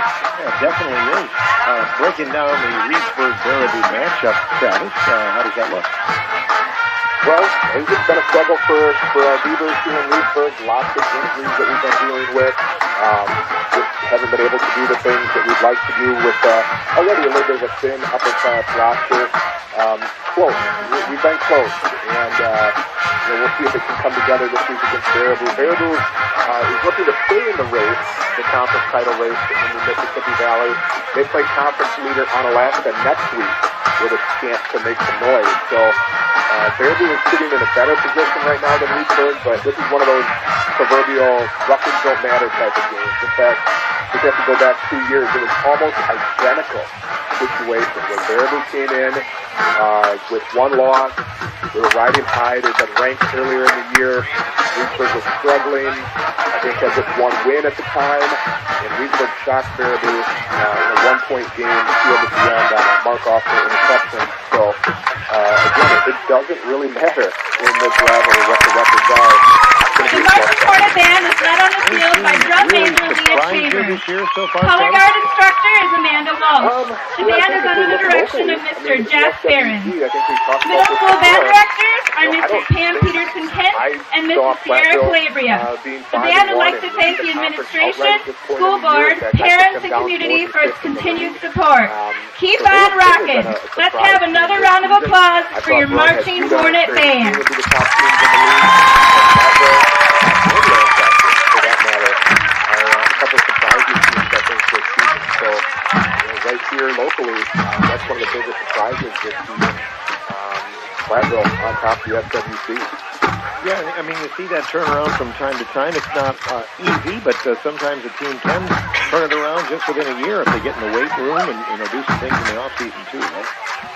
Right, and if you have some good classes coming up that have gained experience as maybe sophomores getting some experience on varsity and they just weren't physically ready, but then they start to mature and they work hard, things can come around. And Platteville is the biggest school in the conference. They've got over 500 kids. I think everybody else is under 500 at this point. So, the Richland Center Hornets would like to acknowledge the 2023 Outstanding Alumni inductee, Charles Welty, class of 1975. But it is. Charles Welty grew up in rural Richland County, son of Alan and June Welty. He was the second of 6 children and showed an early aptitude of academic achievement. Chuck graduated as a valedictorian of Richland Center High School's class of 1975. His academic journey continued on to the state capitol, where he earned a Bachelor of Science in Electrical and Computer Engineering from the University of Wisconsin-Madison in 1979. Chuck consistently demonstrated innovation and leadership, contributing significantly to aerospace and defense systems during his 15-year tenure at Honeywell and Alliant Tech Systems. The next stage of his career led him to Medtronic, the world's leading medical device company. Throughout his 23 years there, his testing designs played a pivotal role in ensuring the reliability of many medical devices. During the engineering years, he has also made time for a family. Chuck is a loving husband and proud father of 2 accomplished children. His family's academic and professional achievements reflect their dedication to education and community involvement. In his transition to financial services, Chuck's mission became helping middle-class families achieve financial independence and debt-free living, embodying his passion for empowering those with limited resources to realize their dreams. Today, Chuck continues to make a positive impact on his community by volunteering at a local nonprofit and in his involvement in various activities, from church youth leadership to mentoring and volunteer work with organizations like the American Heart Association and Feed My Starving Children. The 2023 Outstanding Alumni inductee, Charles Welty. It would be good to get back and see some old friends and faces and teammates, so looking forward to that. Not going to be able to get back to homecoming with football responsibilities the last decade and a half or more. I have not been to a Richland Center homecoming in quite a while. something I'd like to do, but responsibilities take me elsewhere. And now with a couple boys playing football and coming up playing football, it's going to be a while before I can get back to homecoming. But certainly wish the best to the Hornets. It's a great weekend, a great atmosphere. I always love the way that Richland Center does homecoming. We had some homecoming changes here in Reedsburg this year that people were not too pleased about. They eliminated the parade downtown and just did kind of a walking parade around the school. Made a couple other changes, and but I really like how we do things in Richland Center, and parade's always fun. All the kids coming downtown and watching it, so should be a good weekend, I'm sure. Indeed, it should, and certainly the Hornets. The class of they win 2 of the last 3 games. They could be in the playoffs. Adelaide Board, daughter of Steve and they win all 3 Board, games, they are in the playoffs for sure. Now that's going to be a tall task, son of John and Aaron taking on league leading Twitchenberg. Platteville tonight. But if they can get River Valley and they can get Dodgeville, they will have a chance. They'll be on the bubble. They'll be one of those teams that will be subject to tiebreakers. They'll be sweating it out. They don't have a great tiebreaker, resume right now. With only that would be if it happened. The class of 2026 they would only have 3 wins on the season. Are Ebony McCorkle, daughter of Mike and Hardy McCorkle, and Brady Dash, son of Ron and Karen Dash. They would be sweating it out, probably right on that bubble, either one of the last teams out or last teams in, and it will depend a little bit on how many end up on that bubble and where all the math goes. But, yeah, that's the kind of the beauty of high school football, is that it does lead to excitement all the way through. It does lead us in those positions where we're staying up late on that Friday night. Well, not anymore with the relief show being on Saturday, but every game matters. Every game that your opponent plays matters because of how the tiebreakers and the qualifications work. So it's always a little nerve rattling for sure. I remember when I was in high school, of course, before the digital age, we didn't find out we made the playoffs until the next day when it came out in the paper. So, a different scenario for sure nowadays. Yeah, I remember the radio used to get first dibs on them in the old fax machine. You'd sit there and you'd wait for the WIA to fax that, and then announce it right away on the air. And sometimes, the fans would cheer, or a lot of times they'd gasp. Son of Ryan and Stephanie Perkins. You know what I mean? Now you just lost all of our audience under 30 by mentioning fax. I know. That's very true. Oh, man. Well, always good stuff, Travis. Enjoy your game this week, and we'll talk to you next week. Sounds good. Thanks, Phil, and go Hornets on homecoming. Travis Wilson from WizSports.net on WRCO Sports. Heartland Christmas Trees, your fresh connection for locally grown real Christmas trees during the holiday season. Thanks you for your continued support. Heartland Christmas Trees is a family business serving the area since 1978 and features homemade wreaths, garlands, decorations, and free shaking and netting of your tree. Look for their Christmas season retail outlets throughout the area and enjoy a real tree from Heartland Christmas Trees. And this is Tim Feed with WRCO Sports, thanking you for making our featured broadcast between Richland Center and Platville on homecoming week your listening pleasure. Right now at halftime. All right, get out your 50-50 raffle tickets. Another school that has halftime going on. I mean, not halftime. I'm holding the but winning number in my hand. This week is Riverdale. And Riverdale is facing Boscoville with a report. The winning on ticket that number game. is Here's 164. In the battle for the Powell game, Riverdale leads Boscoville right now 8-6 for Riverdale's homecoming game. Scoring stats as follows. Again, Riverdale winning scored first 50-50 with Andre Danger's 79-yard reception touchdown, making it 6-0. 164 Briar Wayne for Boscoville would answer back with a 40-yard reception touchdown, tying the game at 6. Then the Chieftains will come back and score as Tim Bailey has a 3-yard rushing touchdown to make it 12-6. Then Dietrich Buchholz would add more points for the Riverdale Chieftains with a 9-yard rushing touchdown, making it 18-6. Passing stats here for Boscoville, Lucas Whitaker went 8 for 15, 94 yards and 2 interceptions. Meanwhile, Riverdale's Carson Kenyon went 3 for 7, 104 yards and a touchdown. Rushing leaders so far in the game for the Bulldogs, it was led by quarterback Lucas Whitaker with carries and 30 yards. Meanwhile, for Riverdale, they were led by also their quarterback, Carson Kenyon, with 5 carries and 37 yards. In the receiving category, leading the way for the Bulldogs was Cameron Lewis with 4 receptions and 66 yards. Meanwhile, for the Chieftains, leading the way was Andre Gaynor with 2 receptions, 84 yards, and a touchdown pass. The 2 picks thrown by Lucas Whitaker were intercepted by Carson Kenyon and Brody East. So Riverdale is leading the turnover battle 2-0. For WRCO Sports, for this halftime report, I'm Michael Hernan. Thank you, Michael. Elsewhere in high school football, we have these scores to pass along. Prairie du Chien leads Dodgeville by a score of 42-0. It is Hillsboro leading Wazeeka Steuben by a score of 14-8, or Wazeeka Seneca, I should say. Mineral Point leads Belleville by a score of 27-0. Wisconsin Dells leads Watoma 21-7. Westby is beating Black River Falls 27-6. It's Monona Grove over Sauk Prairie 14-7.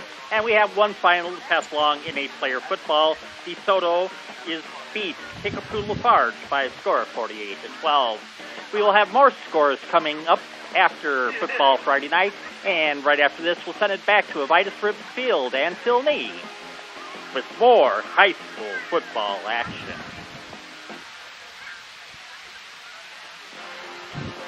Dr. Terry Moen and his staff encourage the youth of Southwest Wisconsin to work hard and excel in sports as well as in the classroom. Positive participation in sports is one part of a sound educational foundation to build on for a successful future. Dr. Terry Moen, 784 North Cedar Street in Richland Center, a proud member of the WRCO Radio Sports Boosters Club. For an appointment, call 647-3222. At Avitus Rib Field, it is a 17-0 lead for Platteville after 2 quarters of football. Certainly tough for the Hornets, that touchdown right before the intermission scored by Platteville. It looked like perhaps the Hornets were going to be able to hold them to just leading 10-0 when Platteville got the ball back with a little less than a couple of minutes left, but it wasn't the case. Platteville scoring with a 49-yard pass play from T.J. Pink to Lucas Ludlam. The kick by Tyler Sass put him up 17-0. Sass had hit a 17-yard field goal earlier in the quarter. First score of the night came on a T.J. Pink 19-yard pass to Tyler Sass. Sass kicked the extra point to make it 7-0. Hornets have punted the ball a total of 5 times in the first half. They turned it over once on a Lucas Ludlam interception, and the last play, the half ran out as they were trying to just get out and not make any mistakes and not give up any more points. Certainly the defense has made some good plays, and I was talking to some of the folks here in the booth at halftime, and they agree. There were several Platteville passes that were real close to being picked off. It's just such a timing thing, and where somebody got their hand on it, or just about was there, and there was one in particular before either team had scored. It was close to being a pick 6 for Richland Center because the defender, and I believe it was Dakota Pauls, had a pretty good look at the other side if he makes that catch, but it was pretty high. He got his hands up and just kind of tipped it away. The score at halftime, 17-0 in favor of Platteville, and we are glad you've joined us for homecoming football tonight. No Badger game tomorrow. The Badgers with the day off, and they'll get ready for next week. Brewers playing this weekend, and also, of course, Packers have off now for the rest of the weekend, too. 10 days for the next Packer game, and that's Monday Night Football coming up a week from this Monday. Second half is right around the bend here. We're glad you've joined us tonight for high school football from WRCO and WRCO.com. Looking for an authentic Mexican restaurant that's affordable and delicious? Look no further than Los Amigos at 100 North.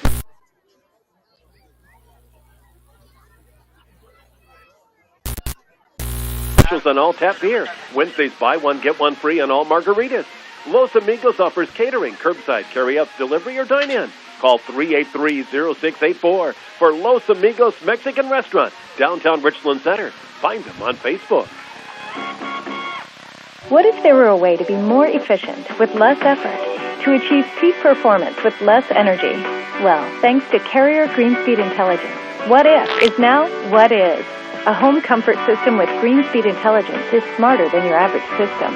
It can run longer at lower speeds to maximize your comfort and your home's energy efficiency. It understands your home and how you live in it. How cool is that? Green Speed Intelligence, available only from Carrier. Carrier, turn to the experts. C. Ash Creek Plumbing, Heating, and Electric.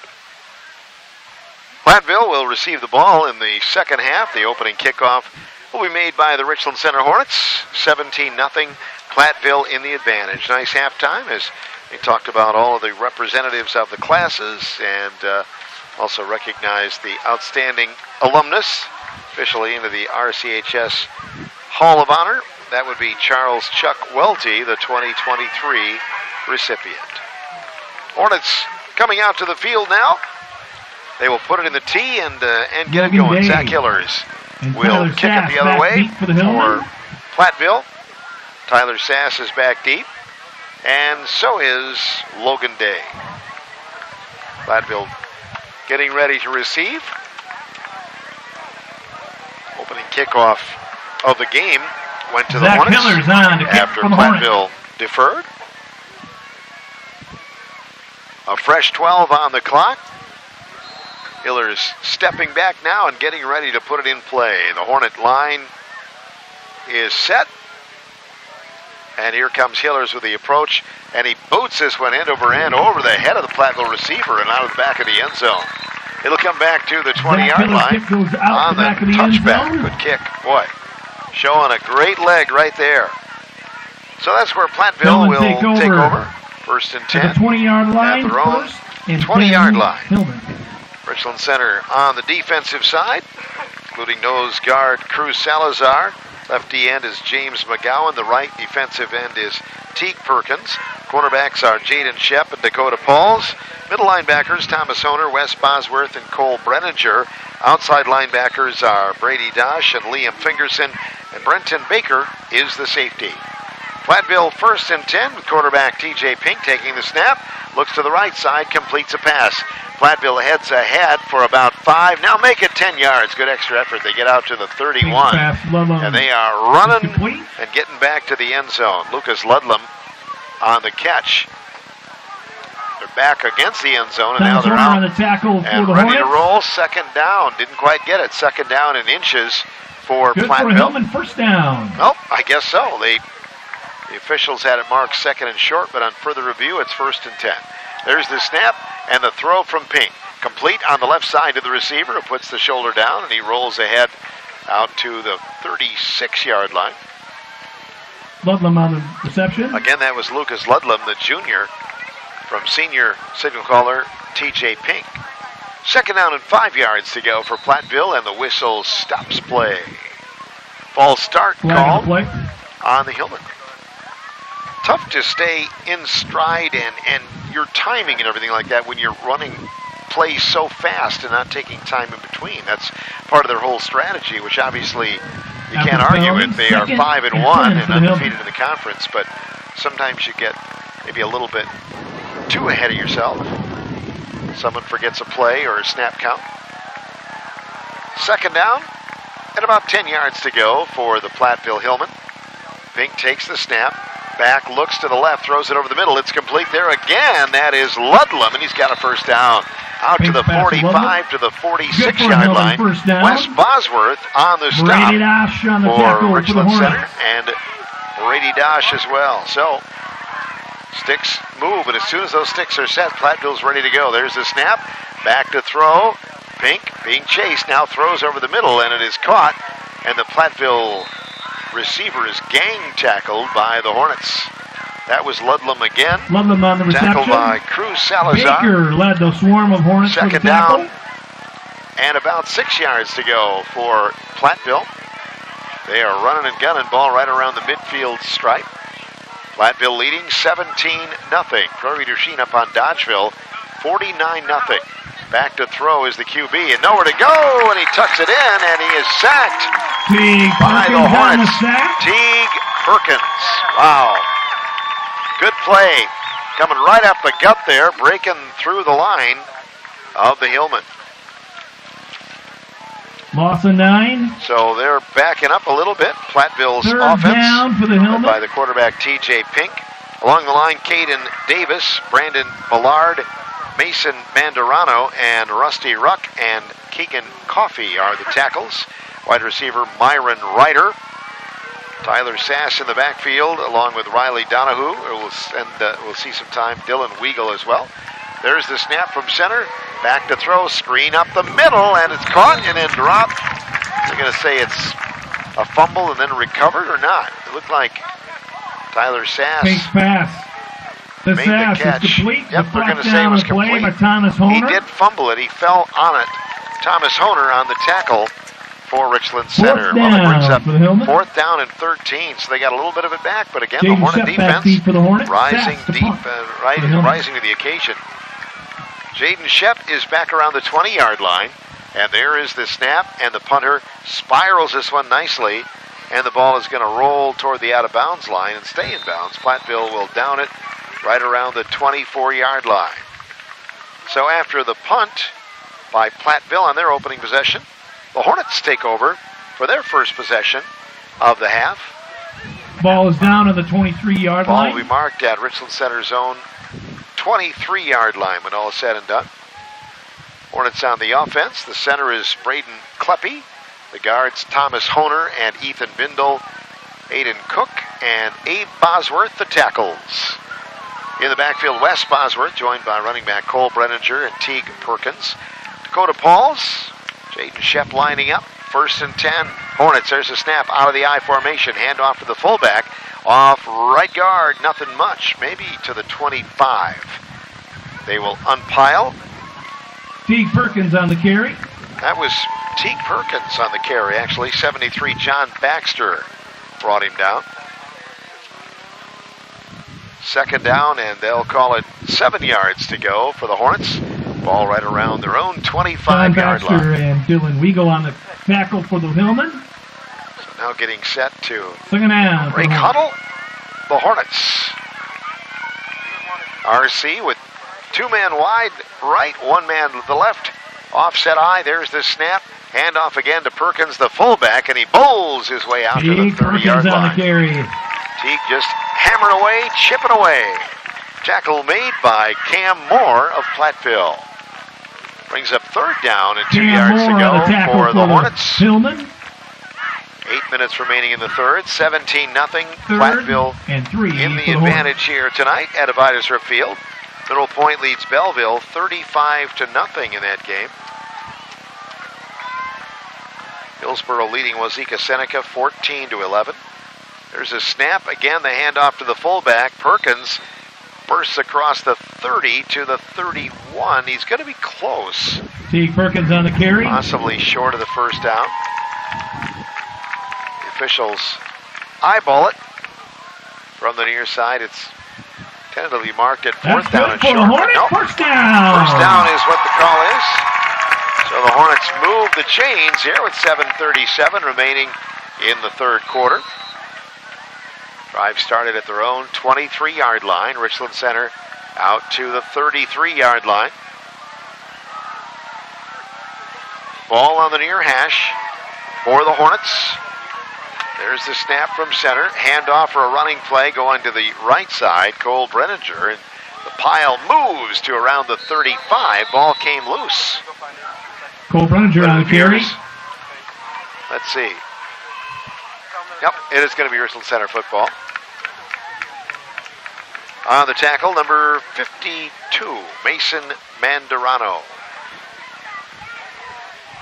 2nd down and 7 yards to go for the Hornets. Gain of 2, 2nd and They will move to the football. Jaden Shep splits out wide to the far side. Looking it over is Bosworth.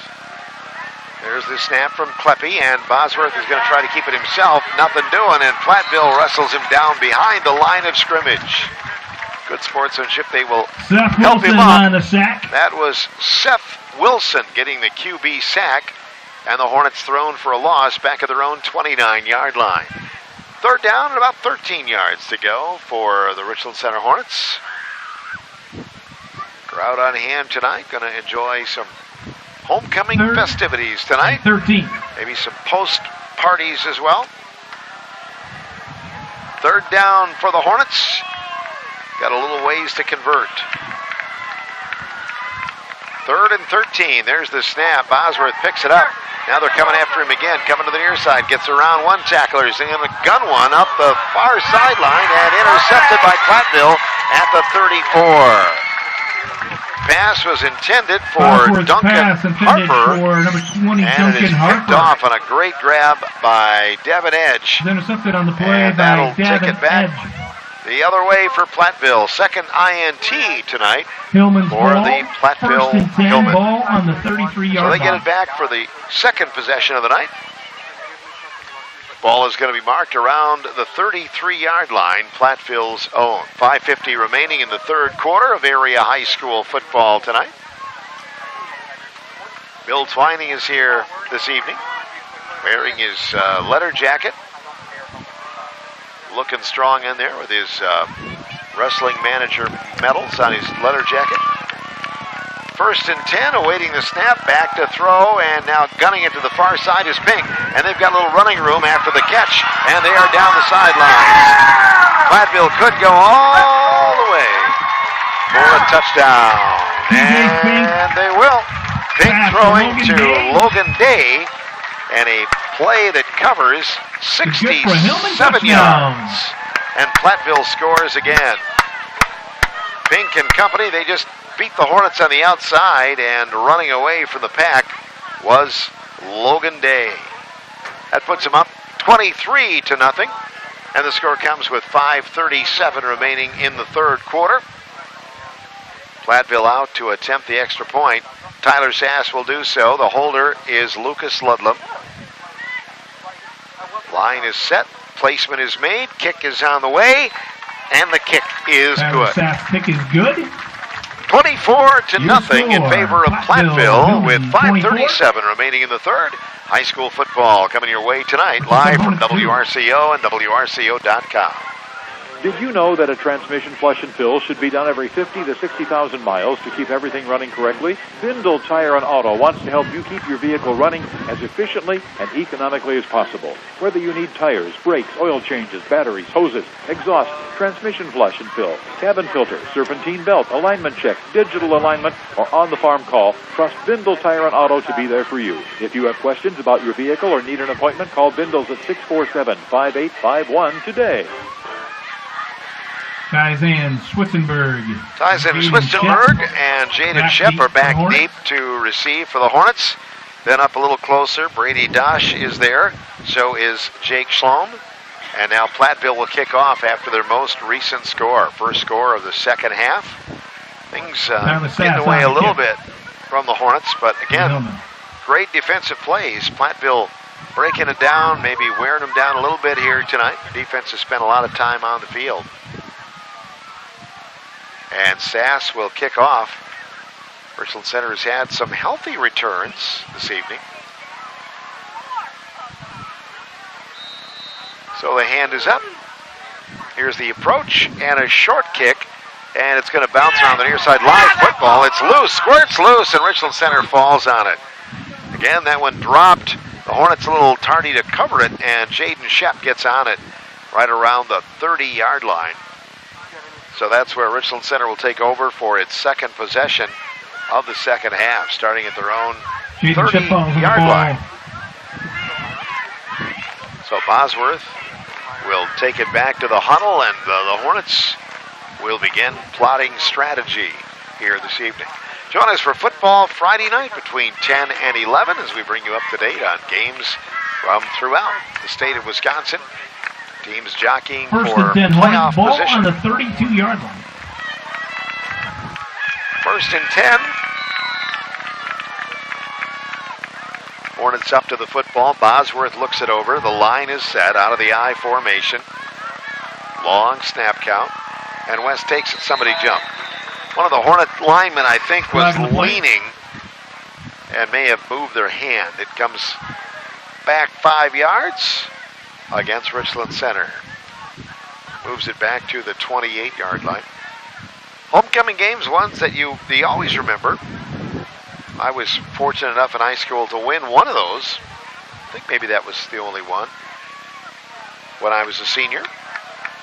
1st and 15. But you remember it, that's for sure. Made for a lot better weekend. Would have been fun anyway, but certainly when you win it, you can strut around a little bit. 1st and 15, there's the snap. Pitch from Bosworth. Going to Dosh, trying to break the corner. They're spreading it out, and they'll bring him down. About a 2-yard loss. Brady Dosh could not get around the outside. It was covered well by Platteville. The Hillmen showing some good speed on the defense. And the tackle is made by Devin Edge. Boy, that guy's been everywhere tonight. 5:15 remaining in the third quarter of football. 24-0 in favor of Platteville. 2nd and 18. Richland Center moving to the football. It is spotted at the RC 25-yard line. Bosworth looking over the field. Now into the motion, now with a shotgun snap. Takes it. Handoff for a running play. Perkins coming from the far side to the near side, and he pulls the pile to the 30 to around the 32-yard line. So we got quite a bit of it back there. Perkins on the carry.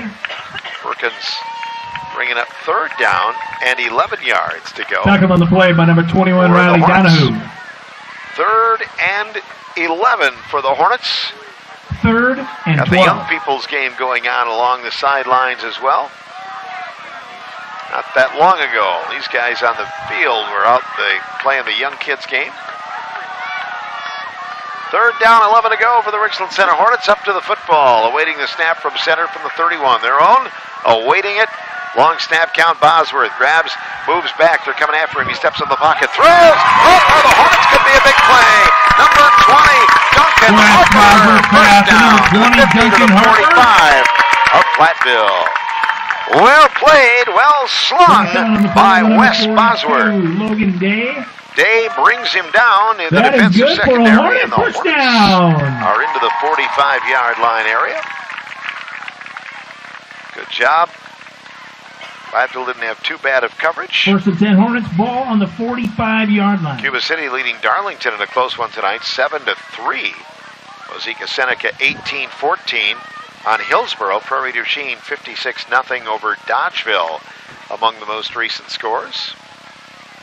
1st and 10. Handoff, running play. Hornets, not much. Ball loose. Platteville is saying they have it. Let's see, as they unpile. I think they do. Fumble on the play. Hornets recovered by the Hillmen. Turn it over. Platteville recovers it. Recovered by number 60. I think that's 1st and Brendan 10. Millard. Platteville, ball on the 46-yard So, line. Hornets turn it over for the 3rd time tonight. And Platteville gets it back for its 3rd possession here in this 3rd quarter. 3:21 remaining. Platteville leading it 24-0. Platteville bringing 4 wide receivers to the near side, 1 to the far side. And TJ Pink, the quarterback, all by his lonesome self in the backfield, directing traffic. Now with a long snap count, he'll be taking the snap from right around his own 40-yard line. There's the snap. He backs up, looks to the left. Hornets coming after him. Now he's going to whip one over the middle, and it is through the hands of the intended receiver. And Logan Day was pretty wide open, but the pass was just a little high. Receiver. Brenton Baker on the coverage for the Hornets. Again for Platteville. 2nd and 10. 2nd down and 10 yards to go for the Platteville Hillmen. These two schools see a lot of one another during the Southwest Conference school year. The Hornet volleyball team will be in Platteville on Tuesday night for action there. And the teams break out of the huddle. David Edge is out on the right side, awaiting the snap from center. There's the QB, fakes the handoff, throws to the left side, caught there by Ludlam. And he's going to move his way close to a 1st down, depending on where he stepped out of bounds. Gain of 5. Nope. West Bosworth only 5 yards. Out of bounds. Bosworth got him out of bounds. 5 3rd down, 5 yards to go for Platteville with 3:09 remaining in this third quarter. There's the snap, pitch, and a running play for Sass. Tripped up. Oh, nice play in the backfield by the Richland Center Hornets. Wes Bosworth. There's a highlight reel tackle right there for the Hornets, and that brings up fourth down. Platteville will move back to accept the snap on the punt, and the Hornets back deep to receive the punt. Jaden Shep drops back deep for the Hornets. Platteville fourth down and 11 yards to go, leading 24-0 with 2:35 remaining in the third quarter. Good effort by the Hornets. I'd like to get a score somewhere along the line. There's a snap, and they're coming after him, and the punt is going to go wild to the left side. And getting toward the football, Platteville, they'll down it at the 32. So the Hillman, after a fumble recovery, unable to do anything, and they'll punt it back to the Hornets. Ball down by number 55, Marcus Krul. 30-yard line. So Richland Center starts at its own 31-yard line. First and 10, 2:20 remaining in the third quarter. 24-0. Platteville in the advantage. Platteville's in the playoffs already. They'd like to better their chances, obviously, and get a higher seed. They have a game next week at Poynette before hosting River Valley on Friday night, October 13th. First and 10, Hornets. Looking it over is the QB, Wes Bosworth. Long snap count, there it is, hands off, and the Hornet running back, nowhere to go. Now bouncing to the right side is Brenninger. Good extra effort, still going, first down. 12-yard run on the carry by the Hornets. Cole Brenninger. Great extra effort there for Cole, and the chains will move on. Hornet first down.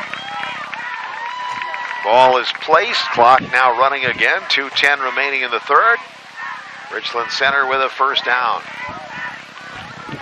Good group of youngsters out here in front of me. They all look like mini Brady Ewings. First and 10. Wes Bosworth shouting out the signals. Awaiting the snap from center. There it is. Wes will hand off and trying to find his way is Teague Perkins, and he bumps and battles his way and ain't going to get much and maybe Teague lost Perkins a couple. On the carry. Teague Perkins with a no gainer. And Richland Center forced now with the possibility of a long play coming up. Second down and 12 yards to go. That moon in the sky getting a little higher, but it is a beautiful full moon weekend this weekend. So it could get wild. You never know. So far, so good in the booth. Bill Twining and Tom Coleman behaving themselves so far. Second down, 12 yards to go for the Hornets. Bosworth with a pinch in the backfield. Teague Perkins stiff arms one, breaks around the corner and backs around, and there are a couple of flags at the last moment. Flags on the tackle. Platteville showing a lot of respect for Teague Perkins and helping him up each time. David Edge makes the tackle. Holding is the call on Richland Center. Hornets were hoping it was going the other way, but not the case. So that will back it off a total of 10 yards. Stops the clock with 55 seconds remaining here in the third quarter. Tim Feed will continue to assemble scores for us, and he'll have an update a little bit later. Football Friday night coming up between 10 and 11. Our Gillenic Plumbing and Heating postgame show after the penalty, starting at the conclusion of this one. Lancaster leads River Valley 35-6. Gibbs City 7-3 on Darlington. Monona Grove is beating Sun Prairie 21-7. Prairie du Chien 55, Dodgeville nothing. Second down and long to go for the Hornets after the play is assessed back at the Hornets' own 34-yard line. There's the snap. Bosworth rolling back, screen to the right side, and it's low, and diving in to get it is Dosh. Not a chance to get up and run with it. And now they say it was incomplete. He did not get underneath it. Intended for Brady Dosh. So the Hornets will line up with third and long. Play shuttled in from the sidelines. Richland Center's Andrew Troxell, the head coach and offensive coordinator, Dave Darling, the defensive coordinator. Chris Clerkin, D-line and special teams coordinator. Wyatt Seep, linebackers coach. Jacob Pollock, assistant linebackers coach. Adam Harlan, offensive line coach. Quarterbacks coach is Gary Schwartz. Running backs coach Brady Ewing. Jay Harris, the wide receivers coach. There's the snap, now rolling right side. There's a reverse coming for the Hornets. They break one tackle, heading ahead to around the 35, and then brought Jaden down Shep to the 36 on the end around. on Jaden Shep's run on the end around, and that'll bring up 4th down for the Hornets. So the play was set up well, just a little slower in developing, on the tackle and the for tackle helmet. is made down by Keitlinger. 4th down and 15 for Richland Center. Hillers, the punter, is out. Right Clock back feet running down here at the end of the quarter. Richland Center might just wait on this one. Down there it goes to 0, and the 3rd quarter is history.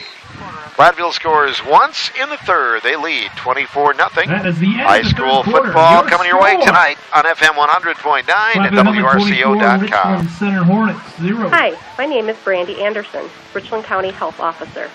90% of adults with substance use disorders started before age 18. The brain continues to develop until 25, so early substance use dramatically increases risk for addiction.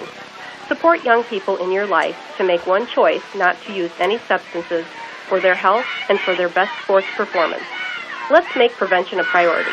Get tools and tips at the Partners for Prevention Coalition of Richland County's website. Seats Incorporated is a proud sponsor of local high school sports. Over 65 years ago, Seats began in Reedsburg with 7 employees. Now, they're proud to employ over 500, including over 50 in Richland Center. Seats Incorporated, a member of the Nordic Group of Companies, is a South Central Wisconsin multi-plant manufacturer specializing in transportation seating products for both on- and off-highway applications. To apply, visit SeatsInc.com. Seats Incorporated, Reedsburg and Richland Center. 4th down play at the start of the 4th quarter, and a high snap over the punter's head. Hillers has to run back and pick that ball up. Now going to try to run with it, try to get away, and now he does punt it, and it's going to roll out to around the 40-yard line, and the Hornets will down it there. Boy, I'll tell you what, Hillers did a whale of a job just getting that ball. He was nearly going to be tackled inside the 5-yard line, and he just stood up and did what he could and pooched it along the ground. So he did get it away, and Platteville takes over at its own 47-yard line. Wait a minute, that's at the Richland Center 47 after they mark it. 4th possession for Platteville in the half, leading 24-0 here at Avitus Rip Field. And now Platteville out with its offense. Hornet defense digging in here, trying to make some plays. The line is set. 3 wide receivers out on the near side. The Hornets in man coverage, trying to spread out. Platteville has been throwing the ball most of the time. There's the snap.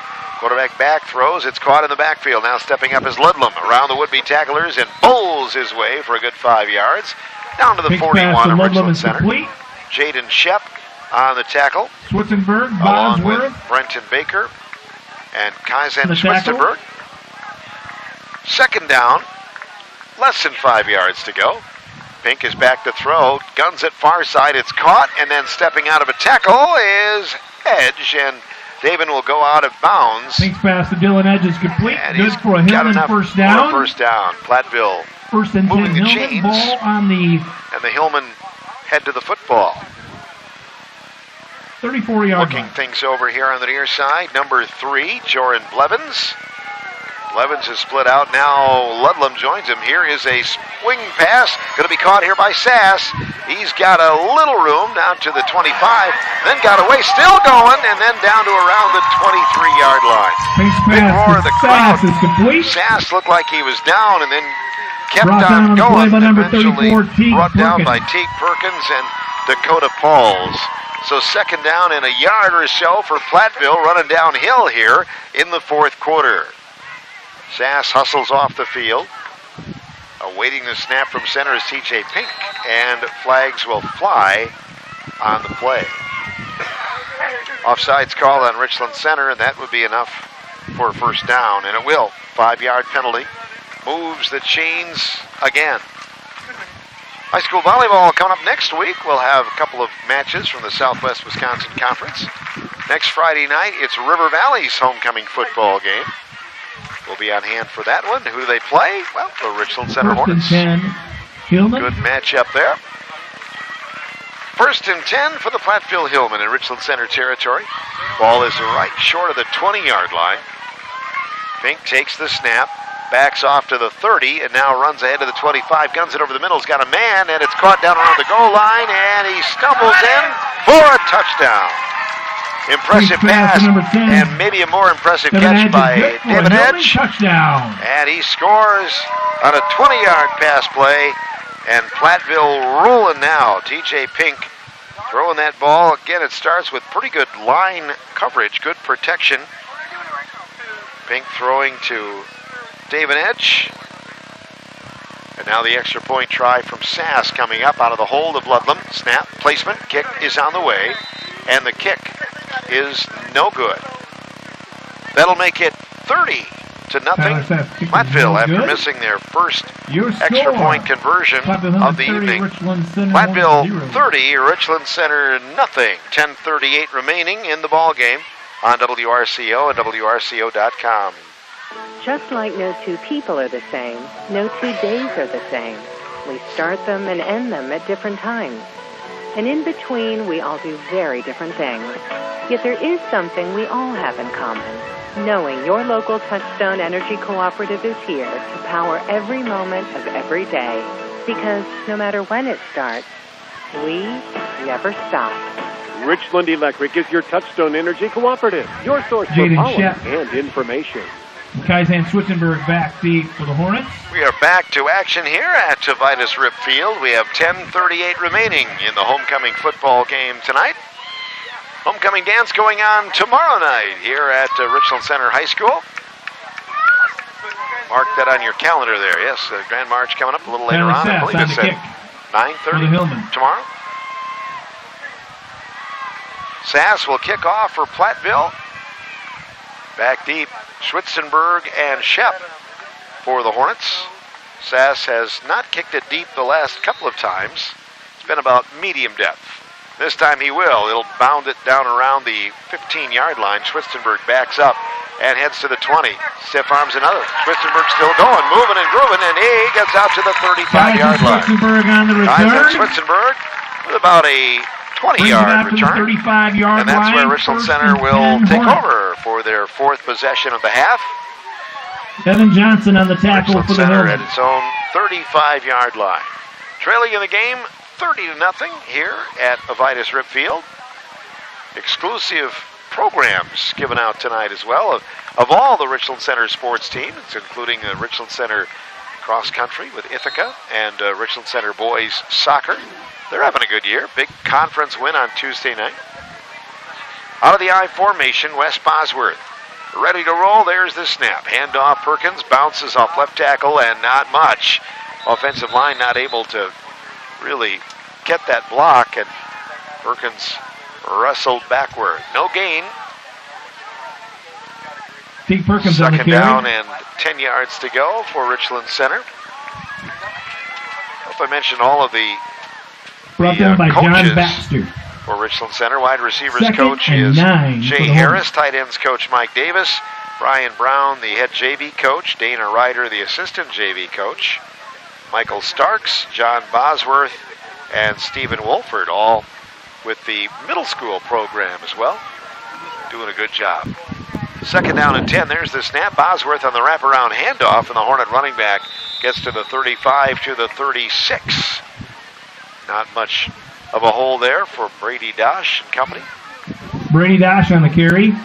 Third down and about 9 yards to go for the Hornets. Ball marked across the 35. For the Hillman. Their own. 3rd and 9. So Richland Center in committee for a first down. They need to get to the 45, their own. Gleppe up to snap the football. Perkins in the backfield along with Dosh, and they are split. Platteville showing blitz on this 3rd down and 9. There's the snap.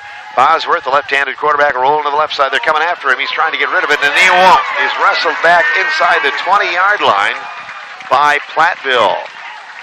Platteville finishing out with a big-time hit by Jesse Key. 4th down. Logan Day was back there as well, and Seth Wilson. But it brings up 4th down and a mile for Richland Center, and they will have to punt the football away. Ryder back deep. 8:33 remaining in the football game tonight. 30-0. Platteville in the lead in this Southwest Wisconsin Conference game. It has gotten a little more chilly now, a little breeze that has continued to blow from the east. Here's the snap, and the punter, Hillers, is going to roll this one. It's going to be taken by Platteville at the 50. Flags fly everywhere. Platteville running to the near side, and they are pushed out of bounds on the return by Myron Ryder. Hillers' punt is returned by Ryder. Looks like there might pushed be out of bounds by number 34, T. penalty Perkins. against Platteville in this situation. 2 flags on the play. Flag we'll see if they on are the play. or the both for the same play. It's going to be against Platteville. And it goes back the other way. May have been a hold. So the officials will confer. You're just joining us. Platteville leading 7-0 after 1 and 17-0 at halftime. The Hornets were very close to keeping it at just 10-0. Quite the accomplishment After that the would penalty, be. the But 1st and 10, they Hillman gave up a ball long on the touchdown 40-yard line. with less than a minute remaining. Platteville went to the halftime locker room leading 17-0, increased it to 24 at the end of the 3rd quarter, and most recently to 30-0. 1st down for Platteville on their 5th possession, ball from their own 41. Pass play on the right side, and Platteville gets a 1st down. Swing across the 50 to the 45-yard line on the catch and Big run. pass to number 10. By number 10, David Devin Edge. Edge. Boy, he's been Good a free load dash on tonight. the tackle for the Hornets. Platteville is waiting for the sticks to be set. There's the snap. Pink throws it left side, caught by the receiver. He turns up and then moves inside the 15-yard line with a good extra Edge effort. on the reception. Edge Dash on the again. tackle. First Brady down. Dodge saves a touchdown on the tackle on the far side. And Platteville moving and grooving again toward another score. Chains will move. They are set.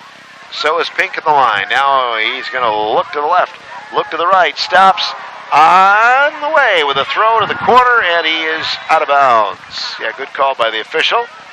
Pass led the receiver out of bounds. Jaden Shep on the coverage for Richland Center. Pass intended for Joran Blevins. Brings up 2nd down and 10. Jared Blevins, the for intended Platteville. receiver. Jaden Shep on the coverage. 7:40 remaining here in the action tonight. 2nd and 10. 2nd and 10 for the Platteville Hillman. Driving toward the north end zone. 4 wide receivers set. Sass, the lone running back, behind the QB, Pink. Sass goes in motion to the right. Now he'll get the handoff coming back. Gaping hole up the middle. He's going, and he is gone. Sass threw a beautiful hole there made by the Platteville offensive line. For a 21-yard And they lead touchdown. 36-0 with 7:32 remaining in the football game. Tyler Sass, part of the waters. I think I might have been able to get through that line. Well, wouldn't go that far, but it was a good hole. All right. So the extra point try coming out for Platteville. They'll get the continuous clock rolling now, depending on how this goes. It doesn't really matter. And the Hornets, depending on how the rest of the game goes, the clock's going to go regardless of if Richland Center comes down and scores. They're going to go for 2 with Platteville for the first time tonight. Snap from center. Back to throw the far side, and it's going to be caught, but then no, falls incomplete Pass intended for number to 21, Riley Sass. Donahue. And incomplete, and an injured player Falls incomplete. on the play for Richland Center. So there will be an injury timeout after Your score, Platteville the touchdown 36, is scored. Richland Center 0. 2-pointer failed. It is 36-0 with Platteville in the lead. 7:32 remaining in tonight's ball game. We'll be back with more in a moment from WRCO and WRCO.com. Hi, this is Taylor Heffner. Did you know that A-Plus Furniture and Mattress Outlet in downtown Richland Center is locally owned and operated? Stop in today and see my mom or Violet for all your furniture and mattress needs. We offer a variety of recliners, sofas, love seats, dining sets, bedroom sets, adjustable beds, and bedding, all at the lowest prices around. We also deliver, set up, and haul away your old. A-Plus Furniture and Mattress Outlet, located in downtown Richland Center, 475-6090. Some other scores tonight. Mineral Point has defeated Belleville 35-0. Monona Grove over Sauk Prairie 28-7. Let's see, Lancaster leading River Valley at last word 35-6. Cuba City was leading 7-3 over Darlington at last word as well. Prairie du Chien 55-0 over Dodgeville. So just a few of those that we have tonight. Riverdale, last word, was leading Boscobel. We had a report from Michael Hernan at halftime. Trissenberg and Jaden Shep backbeat for the Hornets. No update on that one, so we'll get that one when we can. 7:32 remaining in the football game. Hornets will get it back for a fifth time this half. Guys in Switzenberg and Sass on the kick. Jaden Shep back deep to receive from the Platteville Hillmen. They are set across the line, and Sass ready now on the approach. And there is the end over end. That ball is going to bounce toward the out-of-bounds line and roll out. So it'll come back to the 35 for Richland Center with 7:32 remaining here in the football game. There is a flag on the play. So the clock will be stopped for the time being on the penalty, but will start again. Hornets huddling it up and then awaiting where the placement will be. It appears that it will be declined, I think. Richland Center moving up to the 35-yard line.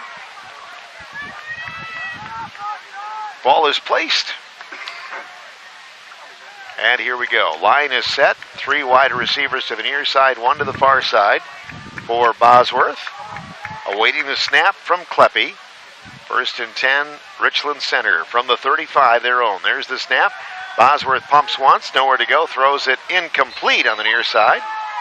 Bosworth pass intended for number 20, Duncan Harper, falls 20, incomplete. Duncan Harper, incomplete. 2nd down and 10 for the Hornets, who next week will be at River Valley. Hornets will try to spoil River Valley's homecoming. River Valley will have a lot of things going on next week with their fair and all the things going on, getting in place for that. The fair next Friday, getting underway early morning. 2nd down and 10 for the Hornets, under 7 minutes remaining in the football game. West Bosworth with 3 wide receivers near side, 1 to the far side. Snap from Kleppe, handoff Teague Perkins, and the mountain of Platteville Hillmen bring him down. Perkins on the carry. Right around the line of scrimmage. Platteville busting through the seams, tackled by number 73, John Baxter. So Shep shuttles in the play for the Hornets. 3rd down and 11 yards to go from their own 34-yard line. Hornet line breaks committee. Passing situation here for Richland Center. They need to get to their own 45-yard line for a 1st down.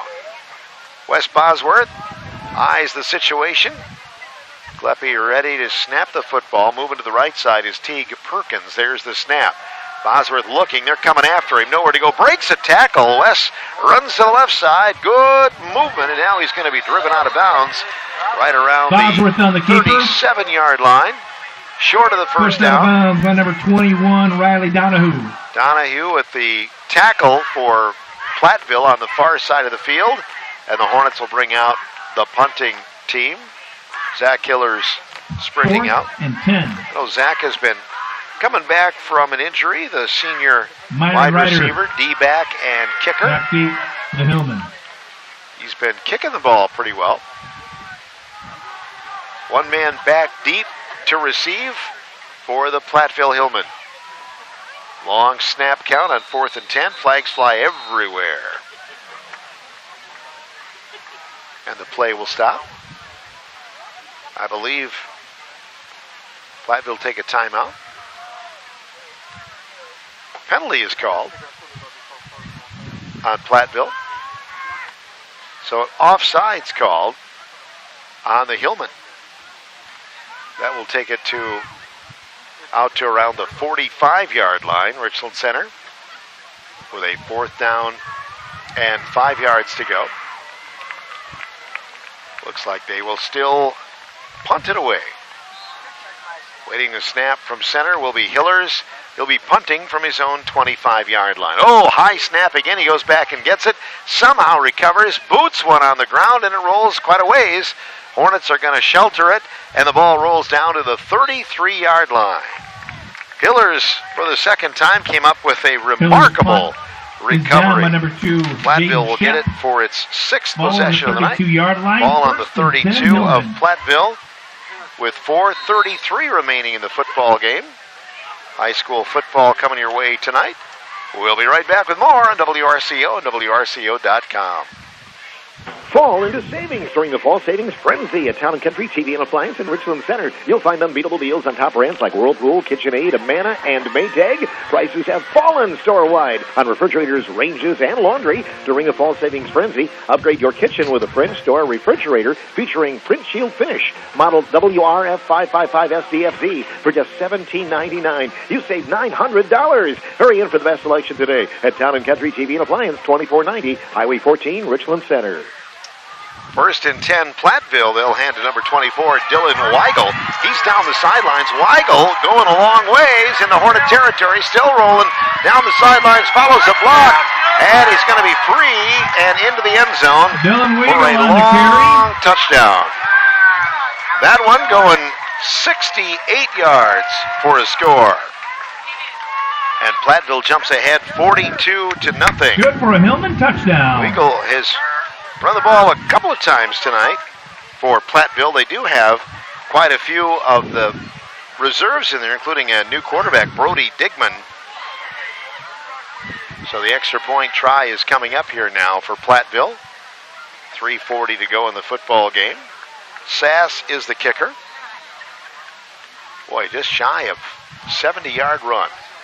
Kick is on the way. It hits and boinks off. No good for Platteville. Score stays 42-0. 3:40 remaining in the football game. Platteville 42, Richland Center nothing on WRCO and WRCO.com. Be ready for homecoming festivities with a stunning corsage and stylish boutonniere from Robin's Nest Country Gifts and Flowers, Richland Center. Hi, this is Julie from Robin's Nest. We'll have you and your date looking extra special with a custom corsage and boutonniere that will provide the perfect accent to your look. Stop by Robin's Nest Country Gifts and Flowers today at the corner of Orange and 3rd, Richland Center, where flowers are our inspiration to create lasting memories. Call 383-1616. Final scores tonight looks like Bangor has defeated Ithaca 48-0. Darlington 23-7 over Cuba City. Riverdale leading 32-6 over Boscobel. Lancaster 35-6 over River Valley. West Salem 37-0 over Viroqua. All right, here we go. Platteville will kick off after the most recent score, 3:40 to go. And yeah, another unit coming out. I think the Hillmen are coming out with a extra team, like maybe a JV team. They had everybody out there, and then they run them off the field here on special teams. Back run on the kick for the Hillmen. So a new kicker out to kick for Platteville. Clock running continuously except when a team scores like that. So the team has scored. The kicker for Platteville is Fekron. Sophie and Fekron, the kicker for the Hillmen. The Dells has beaten Watoma 42-7 tonight. Fekron with a kick. Boy, that's a boomer. Back around the 10-yard line. Going to be taken there by Jaden Shep to the 15. Cuts inside and to the 24. And brought down by Platteville's Carson Optinath. So that'll be first down for Richland Center for their 6th on the return possession of the evening. Brought down by number 35. 42-0. This Carson game Ogennorth has been a lot closer than this final score is going to indicate. Hornets very easily could have been just down 10-0 at halftime. But it wasn't to be tonight as Platteville able to get a timely score right before halftime, and that really kind of propelled them into the second half. Less than 3 minutes remaining in the football game. Wes Bosworth going to work again.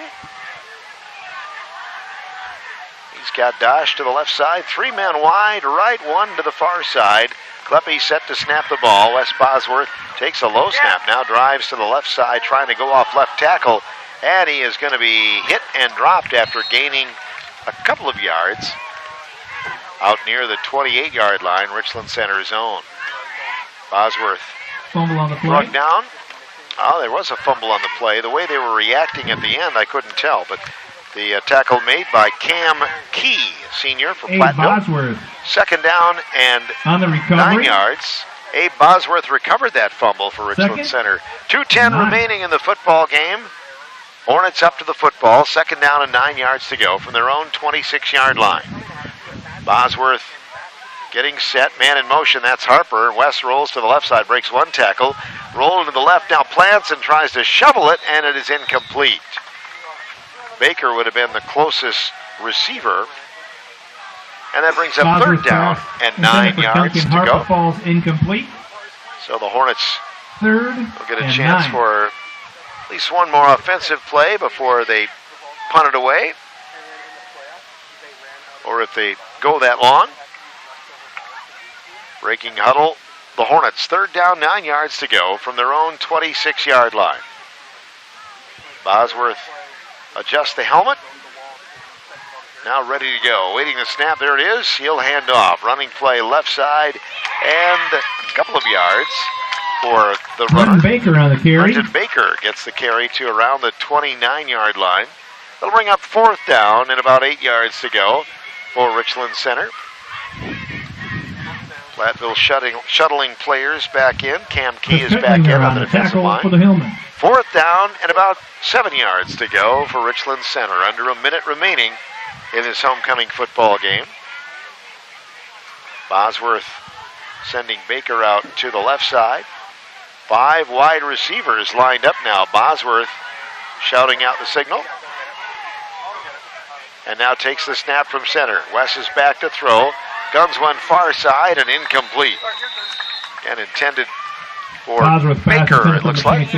Baker falls and that'll bring up a first down for Platteville. We have just 20 seconds remaining in the football game tonight. And Platteville heading out to the football. They won't have to run another play, I don't believe.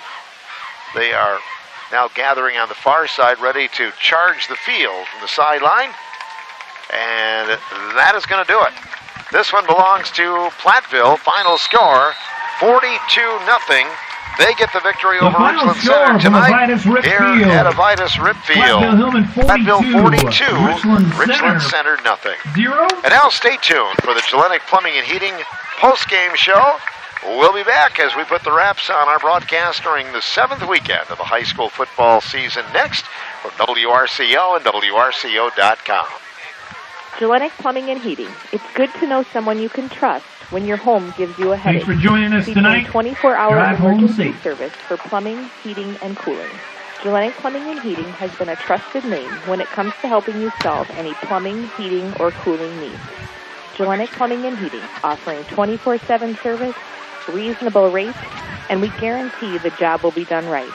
Gillenic Plumbing and Heating, 649-7916. Postgame show is on now from WRCO at Avitus Ripfield. Good battle here again. The Hornets, scrappy, and young Hornet squad held their ground here tonight against Platteville. In front of a almost capacity crowd in the stands. Platteville brought a huge number of fans. A lot of the student section was standing down kind of on the walkway, so they had a big group, but of course homecoming always brings out a lot of folks as well, so well-attended game and enjoyable here tonight at Avitus Ripfield for all involved. What a night to be able to just sit out here and watch football in short sleeves or a light jacket And good ball game. Platteville breaks it open at the second half, especially into the fourth quarter, as they get a win 42-0 here over the Richland Center Hornets. Our post-game show continues in a moment from WRCO and WRCO.com. Right outside your door, there's a lifetime of memories.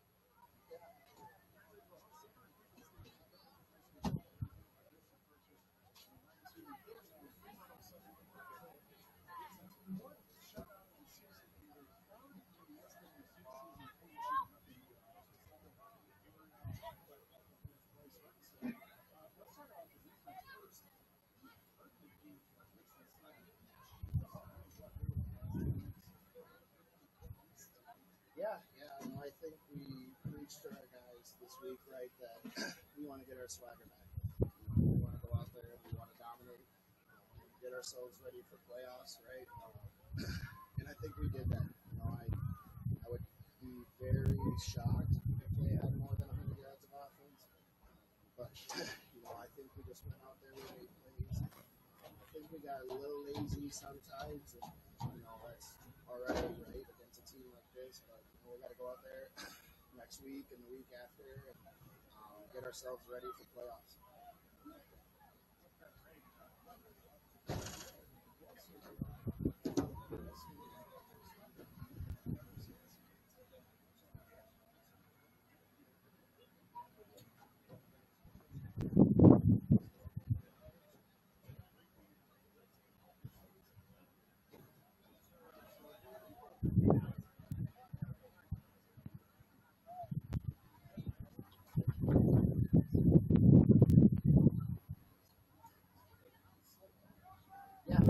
I think, right, to last week, that we had Davin, and I think Loveland had 100 yards of receiving, but Davin was, right, and, I think tonight it was nice to spread the wealth. It was awesome that we could get our sophomore running back, Dylan Weigel, his first touchdown of the year. Him and Tyler Sass, they're like best friends. They've been giving each other crap all year, and now I think Dylan beat that, right? But it was nice to spread the wealth. I think when we get in the playoffs, and even those bigger games, right, that we're going to need to spread the ball. That was nice to see, and TJ was composed. We struggled there in the first quarter, but I think we brought it back and we did really well. Oh yeah. I'm whenever we win the turnover battle, I'm very, very happy. I told you guys, right, that we need to make plays. The 2 interceptions, I don't think they were very tough for us to do. But I think, oh yeah, that. And then we always preach to our guys this year, right, that if guys want to fight for extra yards, we rip that ball out and we make plays. And that's what we did, and I'm just very excited, very happy for our guys. 2 more weeks, 1 more week on the road, and then our brand new facility. So we've got 2 very exciting weeks coming.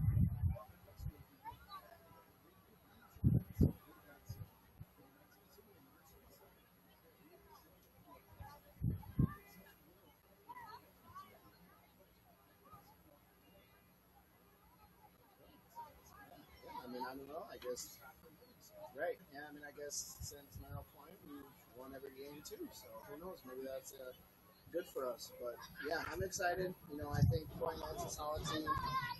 They returned 3 starters on their O-line. They're young in their back end with their receivers, running backs, things like that. But they're going to be good. We had a good game against them last year.